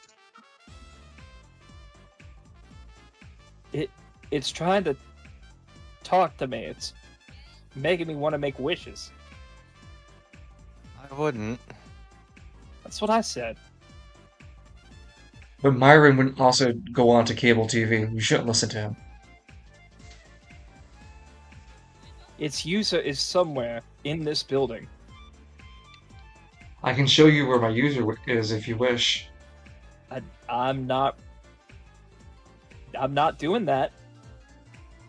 Edmund is being You'll very use it to careful be with his smart words. and just come out unless he doesn't like his bones.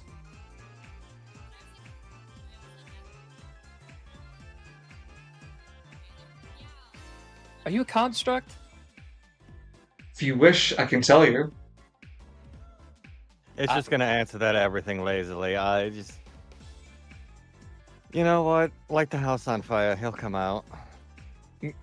Oh, we're in a we're in an apartment complex. Doesn't sound like my problem. Look, Evacuate the other residents and burn it to the ground. Oh, Hear me out. One way or the other. hear me out. oh, Says Lance. This place is haunted. Just burn it to the ground. oh! He's done fucked up. Is this thing imprinted on Edmund? No, it's just imprint into your hand. You can take it out. Can I feel its anima power? It's faint. It's there. It's definitely there. Can I activate my green eyes to track the source of its location now that I picked up on? That's using anima power on me to keep it inside of my hand. You can trace it. It's faint. It's definitely faint. You'll need to pay an upkeep constantly tracking it, but you can through the gold piece. Oh, absolutely. That's what he's gonna do. And the gold piece would just tell you, Edmund, every time you keep trying, as you keep continuing to track it, you know, if you just wish for me, I could do this much faster for you. I'm not doing that. You. What about 3 game maps? What about? Excuse me? Listen, I know how you swim. And just gonna stop. It's like stop tracking it and just look down at it. Excuse me? Listen, I know what you think at night. Alright. Where is this thing leading us? Well, it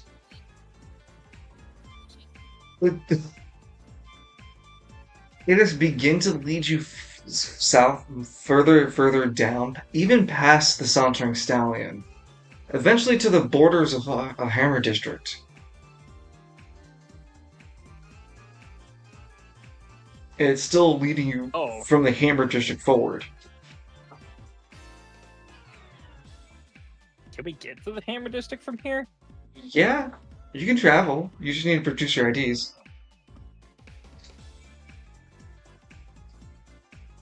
Oh, we need to stock up on potions. If you wish, I can stock you up potions.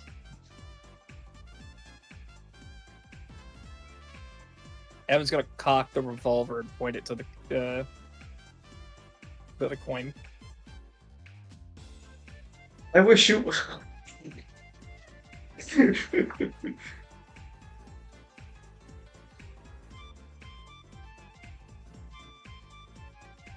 Delta would call you on the line going, so I saw that you left the crime scene and you guys have been traveling for some time on the cop car.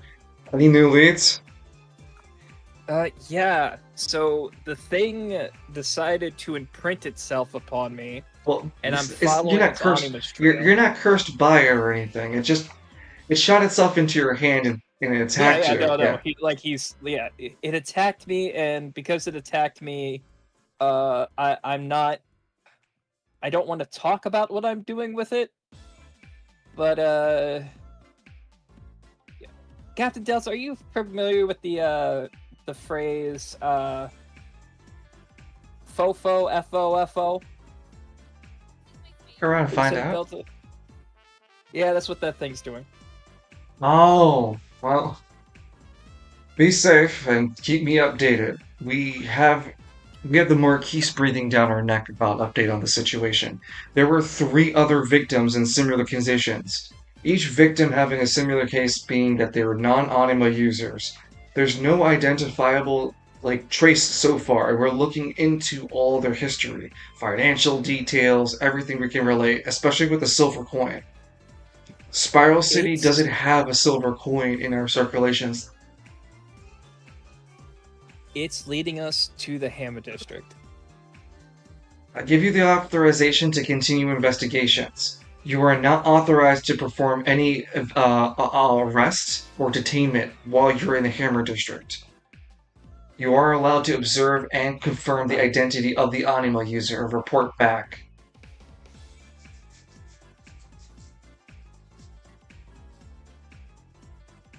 The there's one more thing on the victim's computer. It was asking how to stop a cursed relic. Went over with their forensic team using relic detection devices. We couldn't find anything in the apartment, noting any sort of relic. I assume you found it with that Anima related coin, right? Yep, it's currently on me. Be careful, admin. Keep you and Myron safe.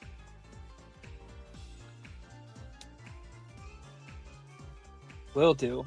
Evan's gonna hang up, but he's gonna drive around the block a bit to try to summon convenience store.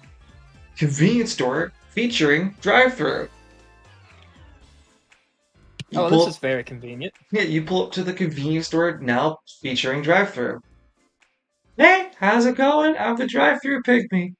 How can I help you guys? Excuse me. I need 4 AP potions. Full AP potions. How much are the charge? Wait, full AP? Yes. Not half. Well, yeah, no, never mind. 4 half AP. Okay.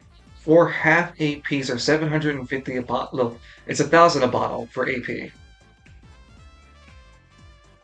That is Okay. that is also the best they offer. They don't offer full heals. So that's 4,000 gold pieces for all 4 AP AP healing. Also, each potion is only 2 uses. That includes yours, Lion. Yeah, I So is already it- marked it down. So is it 2 charges of half AP each, or is it 1 charge of a quarter AP? No, it's every potion has 2 drink charges. Every time you drink it, you heal half of your AP. Okay. Edmund's gonna buy 4, give 2 of them to Myron, and then drink 1 right now. Oh, you're definitely going to need to for sure. And then I put it in my notes. It's listed weird, but it's listed weird because so I know how many charges I have. Oops, it's not.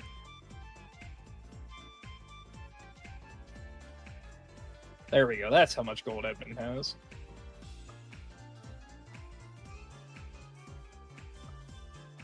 Any other purchases? That's it. Unless Myron wants something. Nope.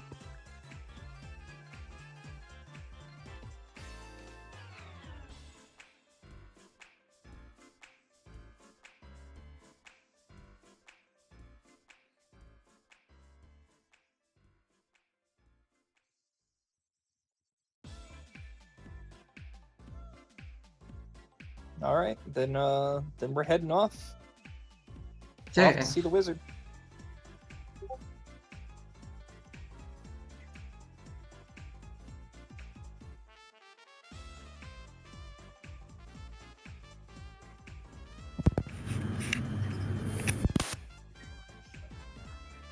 Right. And we'll continue that. Okay. Taking on the new case. The silver coin. Several victims lay dead before this anima power.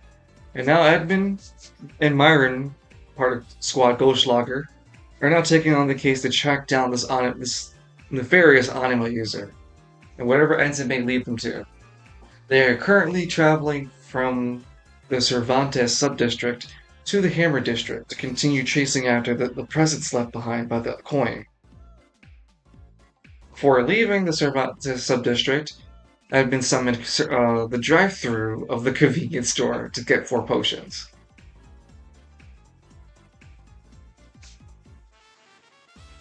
Okay.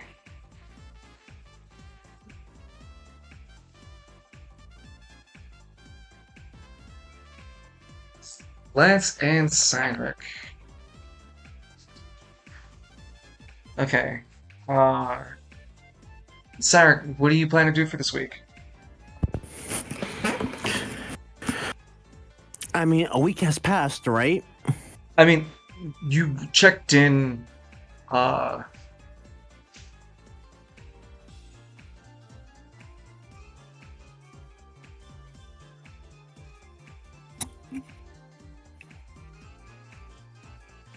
yeah, you checked in April 2nd week, so this is April 3rd week. They would you would have to pay another 1,500 to continue staying in that suite, or you can downgrade.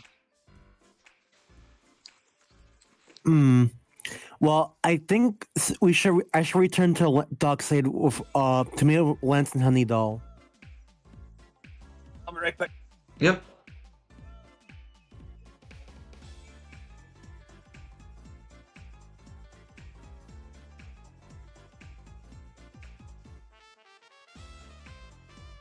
Okay. Well, Cynric, how do you travel back to Dockside? Same way we you know, since we're here, you know, just in case. Actually, no, never mind. Great distance? Great distance. Yeah. Okay. Pandora takes form over Cynric, transforms into herself using a purple mist due to her prismatic alignment, and she opens a portal using her own star powers that open like a vortex of a purple horizon circle oval with cloudy stars in around the exterior of the oval. And as she steps through, it kind of warps them upside down, spinning them around like a tumble dryer before landing upright. And they're outside of Dockside.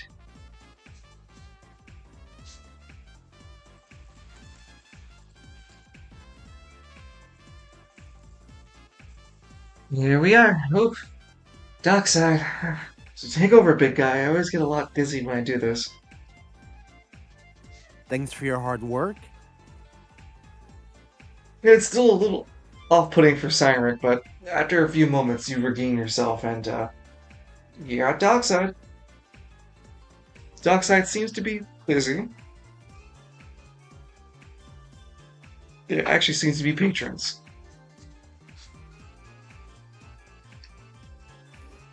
Lance, how are you this I guess- morning? Oh, Lance is just like slowly getting. He's like had a nightmare, but he's like slowly stirring out of sleep again, waking up. The nightmare is a repeating image of a series of floating lanterns, haunted connectedly by this chain over a draped, cloaked visage that continues to haunt Lance.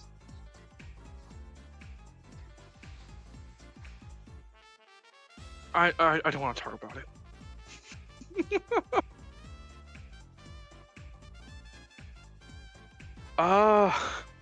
He would slowly get out of bed. He looks outside the window for a bit. It's like, alright. Barely see the colored sky. It's still that ugly smog. He looks over to the corner of the room. If there was any day I could talk to you, I'd be appreciative it's today. What would you say to me? I did what you asked of me. And I say, good job. And he fades. Hold on! Don't I get like a wank up?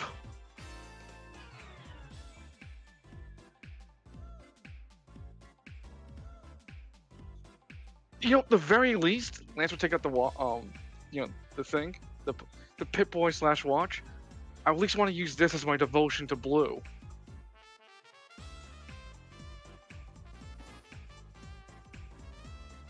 Lance! Breakfast! He puts it back into his pocket, looking quite literally annoyed. Making his way downstairs. Start knocking at the front door. The security guy would let you in, Cyrek, going, hey, welcome on. Hey, aren't you Cyrek? It's me, Ed. That I am. Yeah, welcome back in, man. Lance is in here too. Hey, look, Lance is actually coming down the staircase right now.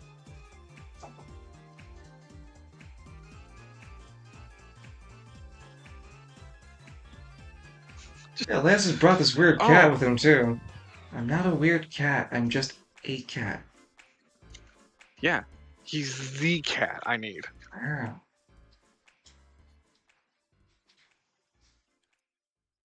Styric, where you been, man? I figured you'd be back during the weekends. My search was a bit fruitless.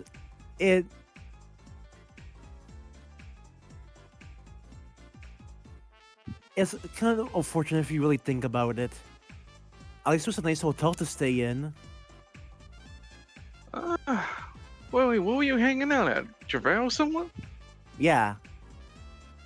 Shit, man, why don't you just ask, the police department to let you... Oh, right, the bombing thing. Bombing thing? Bit sits up. Ooh, tell me. There was like a giant bomb that went off at the checkpoint. Oh, what kind of bomb? Details, talk to me. I don't know, it was strong enough that I felt it underground. How deep were you underground? Who pulled it off? Does anyone know anything about the details of the bomb? Is there any schematics? Any survivors? Any witnesses? Please tell me how the magnitude of the bomb. Wait, are you some... Is that a cat I see here? Wow. Yeah, he's the bomb export. Damn, he really asks everything.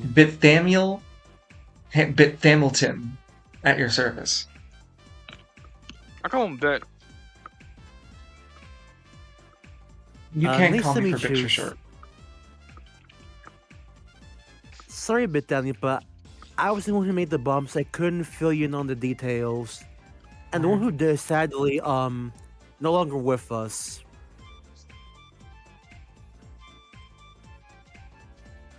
Maybe some news report about how strong the explosion was? Maybe they have some guesstimates?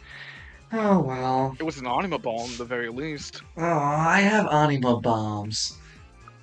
That's why I didn't really care about the notification.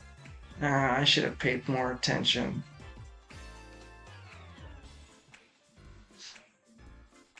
That's what happens when you isolate yourself. I will Anyway. turn your cereal to explosive. Mid-bite siren. Mid-bite. Dummy. Think about it. Cavities. Dental. Enamel. All gone. Single chew. He's glaring down at Bit now. He's giving a smug smile.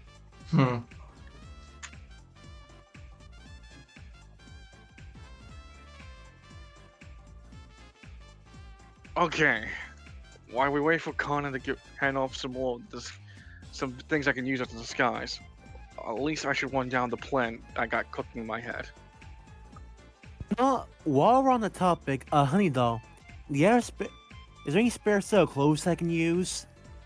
What are you talking about, Simon? You're not being involved in this other than using Pandora as transport. That's why I'm doing this. You'll see what I mean. Now then, any spare... You're too big, dude. No, not for me, look. You know that might be fine, but literally, any spare clothes. Not for me, for Pandora. You'll see what I mean in a little bit. Hey, I think we have like a lost and found. I can get some stuff together. Lance, you would Yeah, hear the anything that sound you would, outside of yes. Kana approaching with her bike.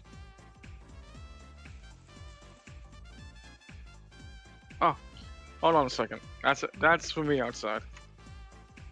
Hey, I can't stick long. So here, Kana hands Lance a mask and a completely a biker uniform for Lance to wear. Here, that's the best I could do. Lance gives a thumbs up. Thanks. It's in black. Hopefully you'll It's see. leather black. Lance, you Hopefully you notice get. there's some like stab wounds slash bullet wounds in this. He kind of knows his brow a bit. Hopefully you'll get to see me next week if this all goes off perfectly well. Well, I hope so. You promised I that am you. doing a. Mhm. I am doing a. This isn't a bank heist. This is a fucking jailbreak.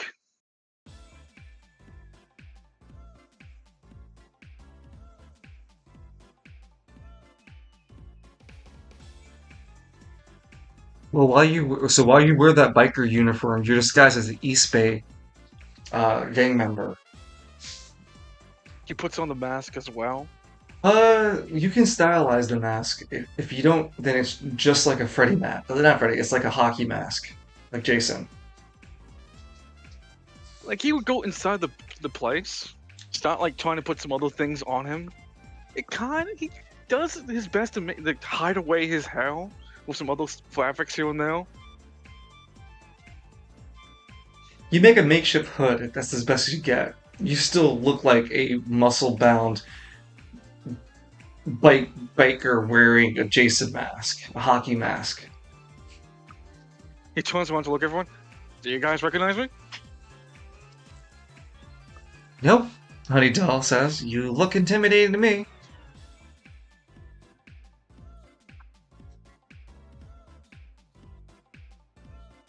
Can't tell you're sorry. I can't tell you're Lance unless you know the body figure is being the same. But no, otherwise you're not. You look completely different. So what's the plan then, And guys? here's the plan. We bless you, bless you again. Thank you. We make our way towards the what? Actually, I don't even know where the prison is. Did he mention what the name of the prison? Gridiron Prison. You mean the same one where Squad Zero attacked? I mean, it's not that. Bless you. Thank you. The same one you were in. Yeah, the same one you went to. Yes. Oh, huh. You think they got a bus line?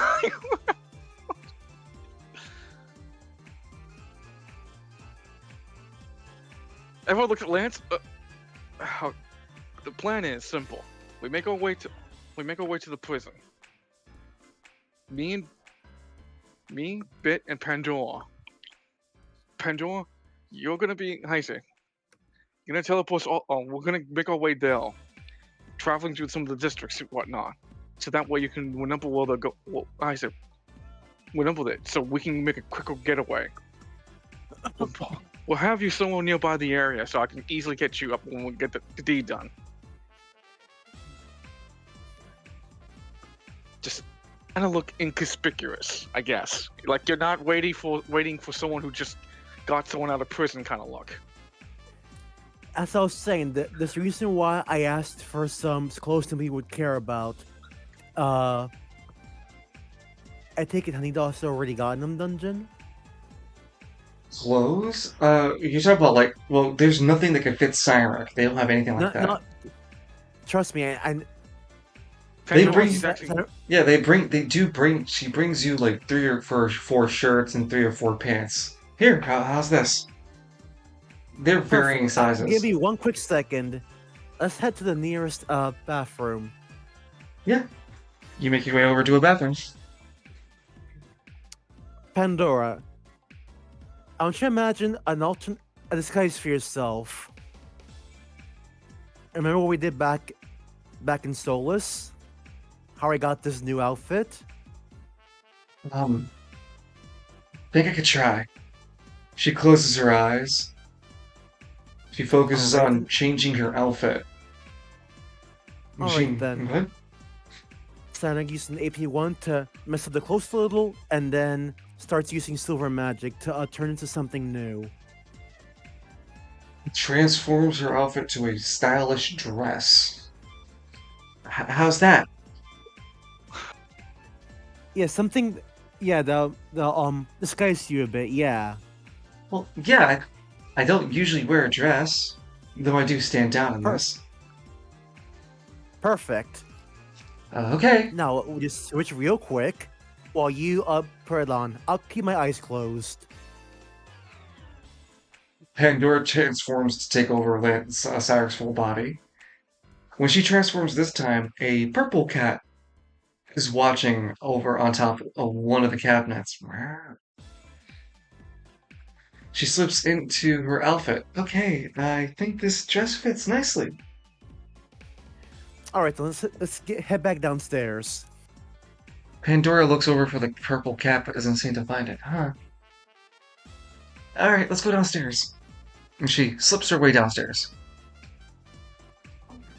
I'm to join you, Lance? And Lance, you see Pandora. I forgot what kind of color hair I gave her. Skin tone. I think it was white hair? Black hair, Oh, black hair. pale skin. Like Snow White.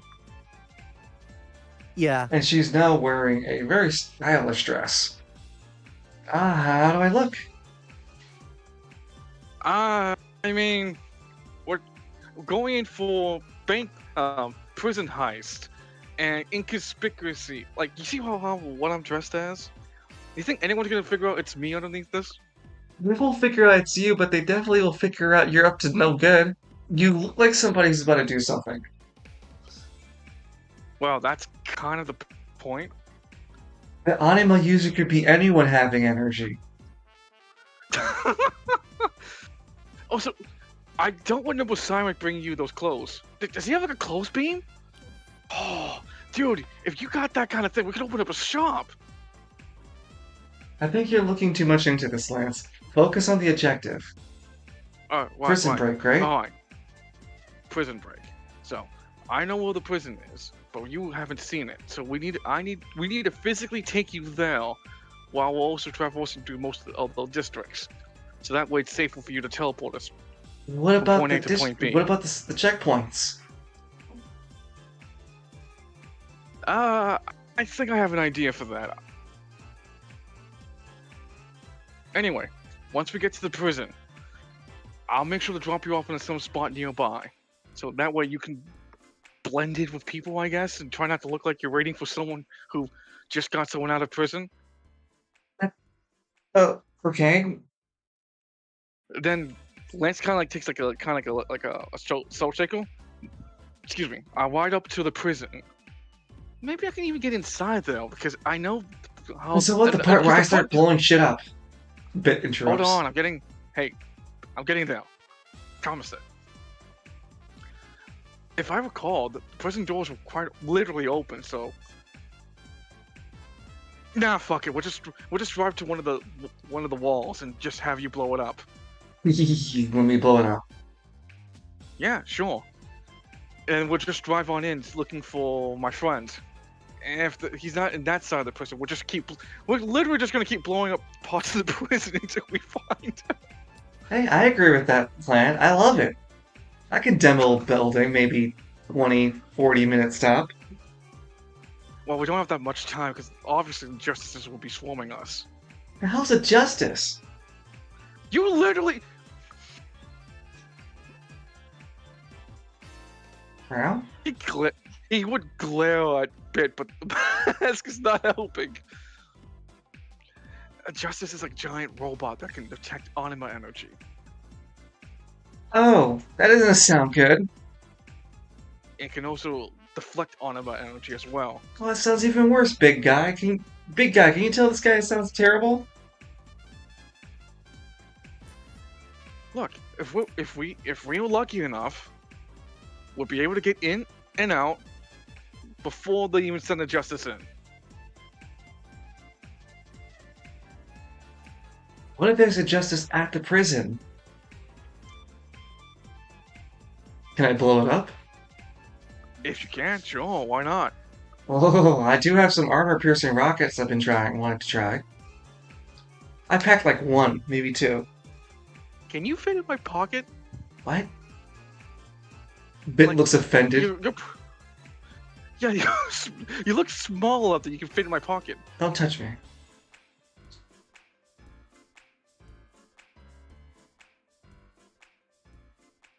Anyway, I'm gonna put on my disguise. He puts his disguise to look the kid again.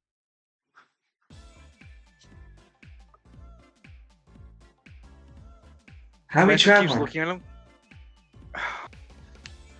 Well, how far have you gone? Wait, how much of Travail have you seen? Me? Yeah. Well, let's see.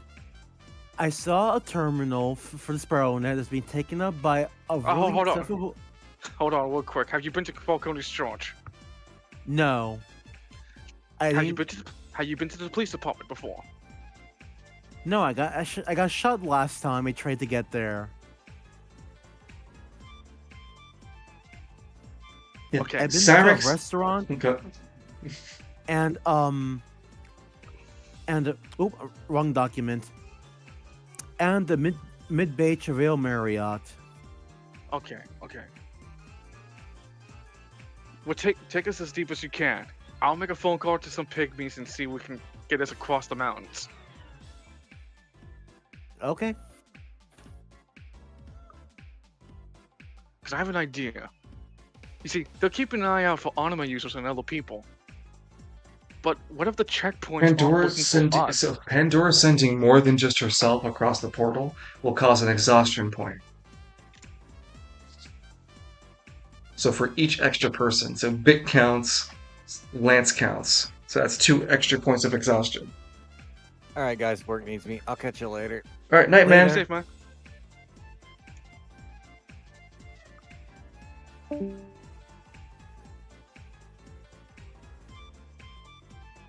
Sucks that work calls him so late. Jeez. Kinda fucking weird, consider. They better be fucking paying him. I hope so. I don't remember him telling us otherwise. Well, You I was think gonna, so, I was gonna say, I am wrapping. I'm not gonna continue forward. I do have the to be continue with the Myron and Edmund, and I'll have the to be continue here with you guys. But I just need to know how you guys are gonna travel to. Well, the original idea was to teleport us to Travail to save some time. You're just gonna incur exhaustion and spending the AP for it. Well, it's not me, it's Hole. Oh, And then from sorry. there, I think I can arrange. Because the idea is, right, if they were looking for people like anima users and whatnot, regular folks, how many times does the spiral count? Anyone with the checkpoints actually stop a pygmy from flying over, like an annoyance. We've seen them fly by.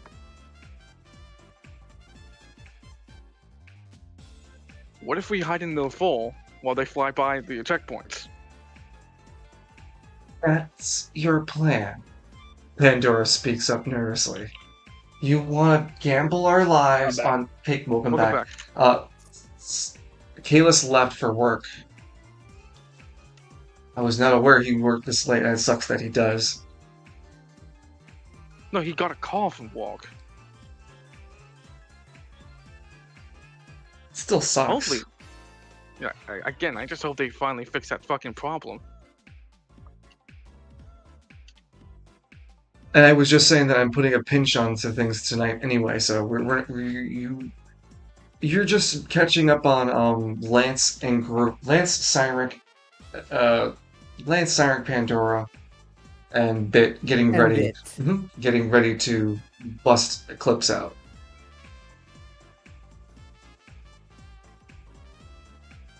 Could it also be? I need to squeeze like in a series of cutscenes of Eclipse being locked up and his time trying to make friends and such. It's tough being on the inside. So are you using Pandora's Great Distance? Yeah. The pl- Well, that's not you. Okay. It's Cyanric, Oh. because he's gonna incur 2 exhaustion points for taking Bit and Well then, Lance. Lance, are you ready? Yeah, I'm waiting. So what? You want us to stop in front of the restaurant or the Marriott? Whichever was less populated. Oh, hold on. Before we do any of that, Pandora, go back to Yeah? your regular cloak. Lance is taking off the disguise. There's no point of wearing a disguise if people see us, wearing this stuff. Oh, so yeah, just get ready for disguises. She packs her disguise up. Yeah. Lance puts away the belt and the knuckle dusters. And can't wear those. They'll identify me pretty quickly. Lance still wearing the headband to clearly identify him. Oh. He also takes off the headband, putting it on the table. When you take it off, there's another one underneath it.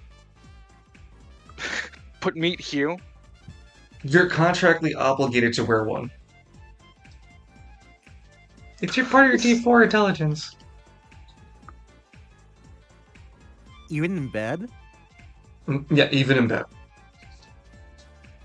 Damn. One time before fighting, it like an one time before fighting Novus, it had a 1-800 "You're at here" spacing, and then during the fight with Novus, it had the ad space. That is something I will aim to have in continuity for my animations. I think Lance had something like "Eat the Rich" or something when he was fighting Mr. Hall. Anyway, if everyone's ready, you guys are teleporting where? What's the most less crowded place out there? I would probably say the Marriott. Actually, would it be the Marriott? It's a hotel. It is a hotel. There are people there. But there's not as many as there could be in a restaurant. You know what? I'll toast the Marriott because based on how the vibes from the restaurant, there's a lot of people. Yeah, we'll do that. Marriott it is.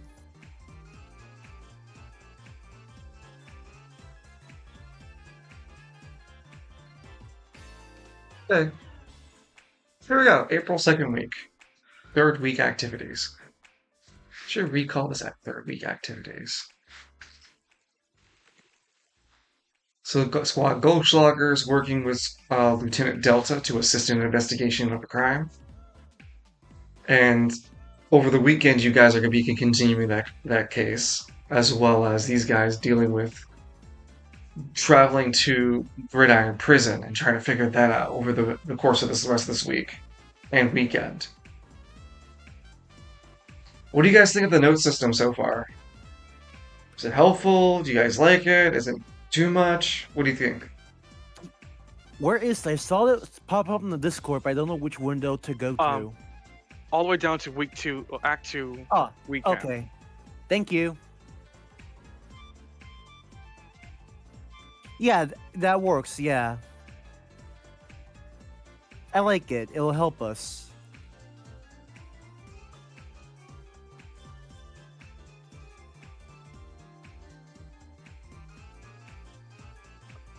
It would help if I could find the Discord. I like it. Yeah, I just want to make sure we're all in the same boat about things and purchases are made correctly.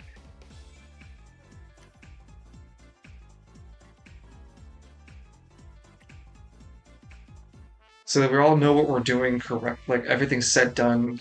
It's even noting how much potions were given to Byron, Edmund spending and one of the AP potions.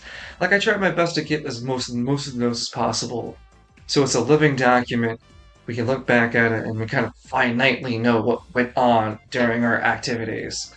So that way, for future recollections, it's not, oh my god, did Dungeon's notes get deleted again? Speaking on that behalf, I'm gonna work to get my notes for Act 1 saved on a thumbnail anyway. Before we end on today's session, if I know we're already an hour ahead, so I just want to say thank you guys.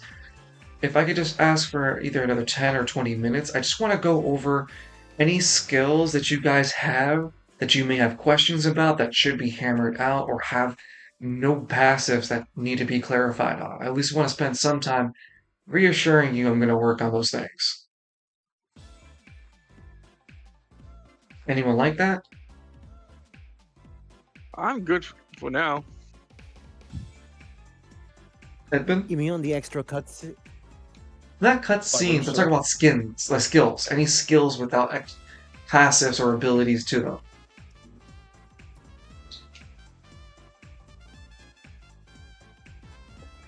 What'd you say? I'm sorry. No worries. I'm asking everybody, are there any skills that you need to be updated because you gained a level in them, but there's no passives or abilities to that level up? Oh, not yet for me. Okay. No, I haven't leveled up either. I had to do something to get silver up and my throwing skill upgraded, so for now, nothing on my end. Okay. Alright, great. Just wanted to make sure that I got everyone as much as I can updated to their skills. So going forward, I'll also be able to record your skill experience gains on this weekly updates as you gain them. Okay. Is there anything else I might be forgetting? I do want to do a cutscene for Eclipse, and it would be the ending of the session. It would just feature Eclipse attempting several times to try to make friends with the inmates and failing 9 times out of 10. He'd eventually make friends with one inmate though, and that inmate will be revealed in our next session when you guys work to help break him out. Chat, do you think do you think the team of Cyric / Pandora, Bit, and Lance can break into Gridiron Prison, break Eclipse out, and then get everyone out safely? Do you think Hey there's man, if Hmm? hey man, if there's gonna be anyone extra that gets out, that's on their own thing. I'm here for one guy, one guy only. Well, definitely stay tuned and find out as we will have our first half of the Gridiron prison outbreak featuring Lance, Cyric / Pandora, and Bit. And then we'll also have our continuing case going on for Squad Goldschlager, looking into details of that silver coin. In Edmund taking on the Squad Goldschlager taking on the case of King for a day. Will Edmund be able to track down the Anima user before another victim occurs? Find out more in our next sessions. Thank you guys for always being part of Spiral City Chronicles. As always, feel free to send me any comments, questions, or concerns to my direct DMs. I always got you guys. If there's anything that's confusing, weird, or if you want to see more of something, please always feel free to reach out to me. Yeah, Hmm. I'll talk to you in a bit. Yeah, shut up, line. Alright, good night, everybody. Have a great Bye, night. everybody. Night night. Have a great night, chat. Thank you for tuning in.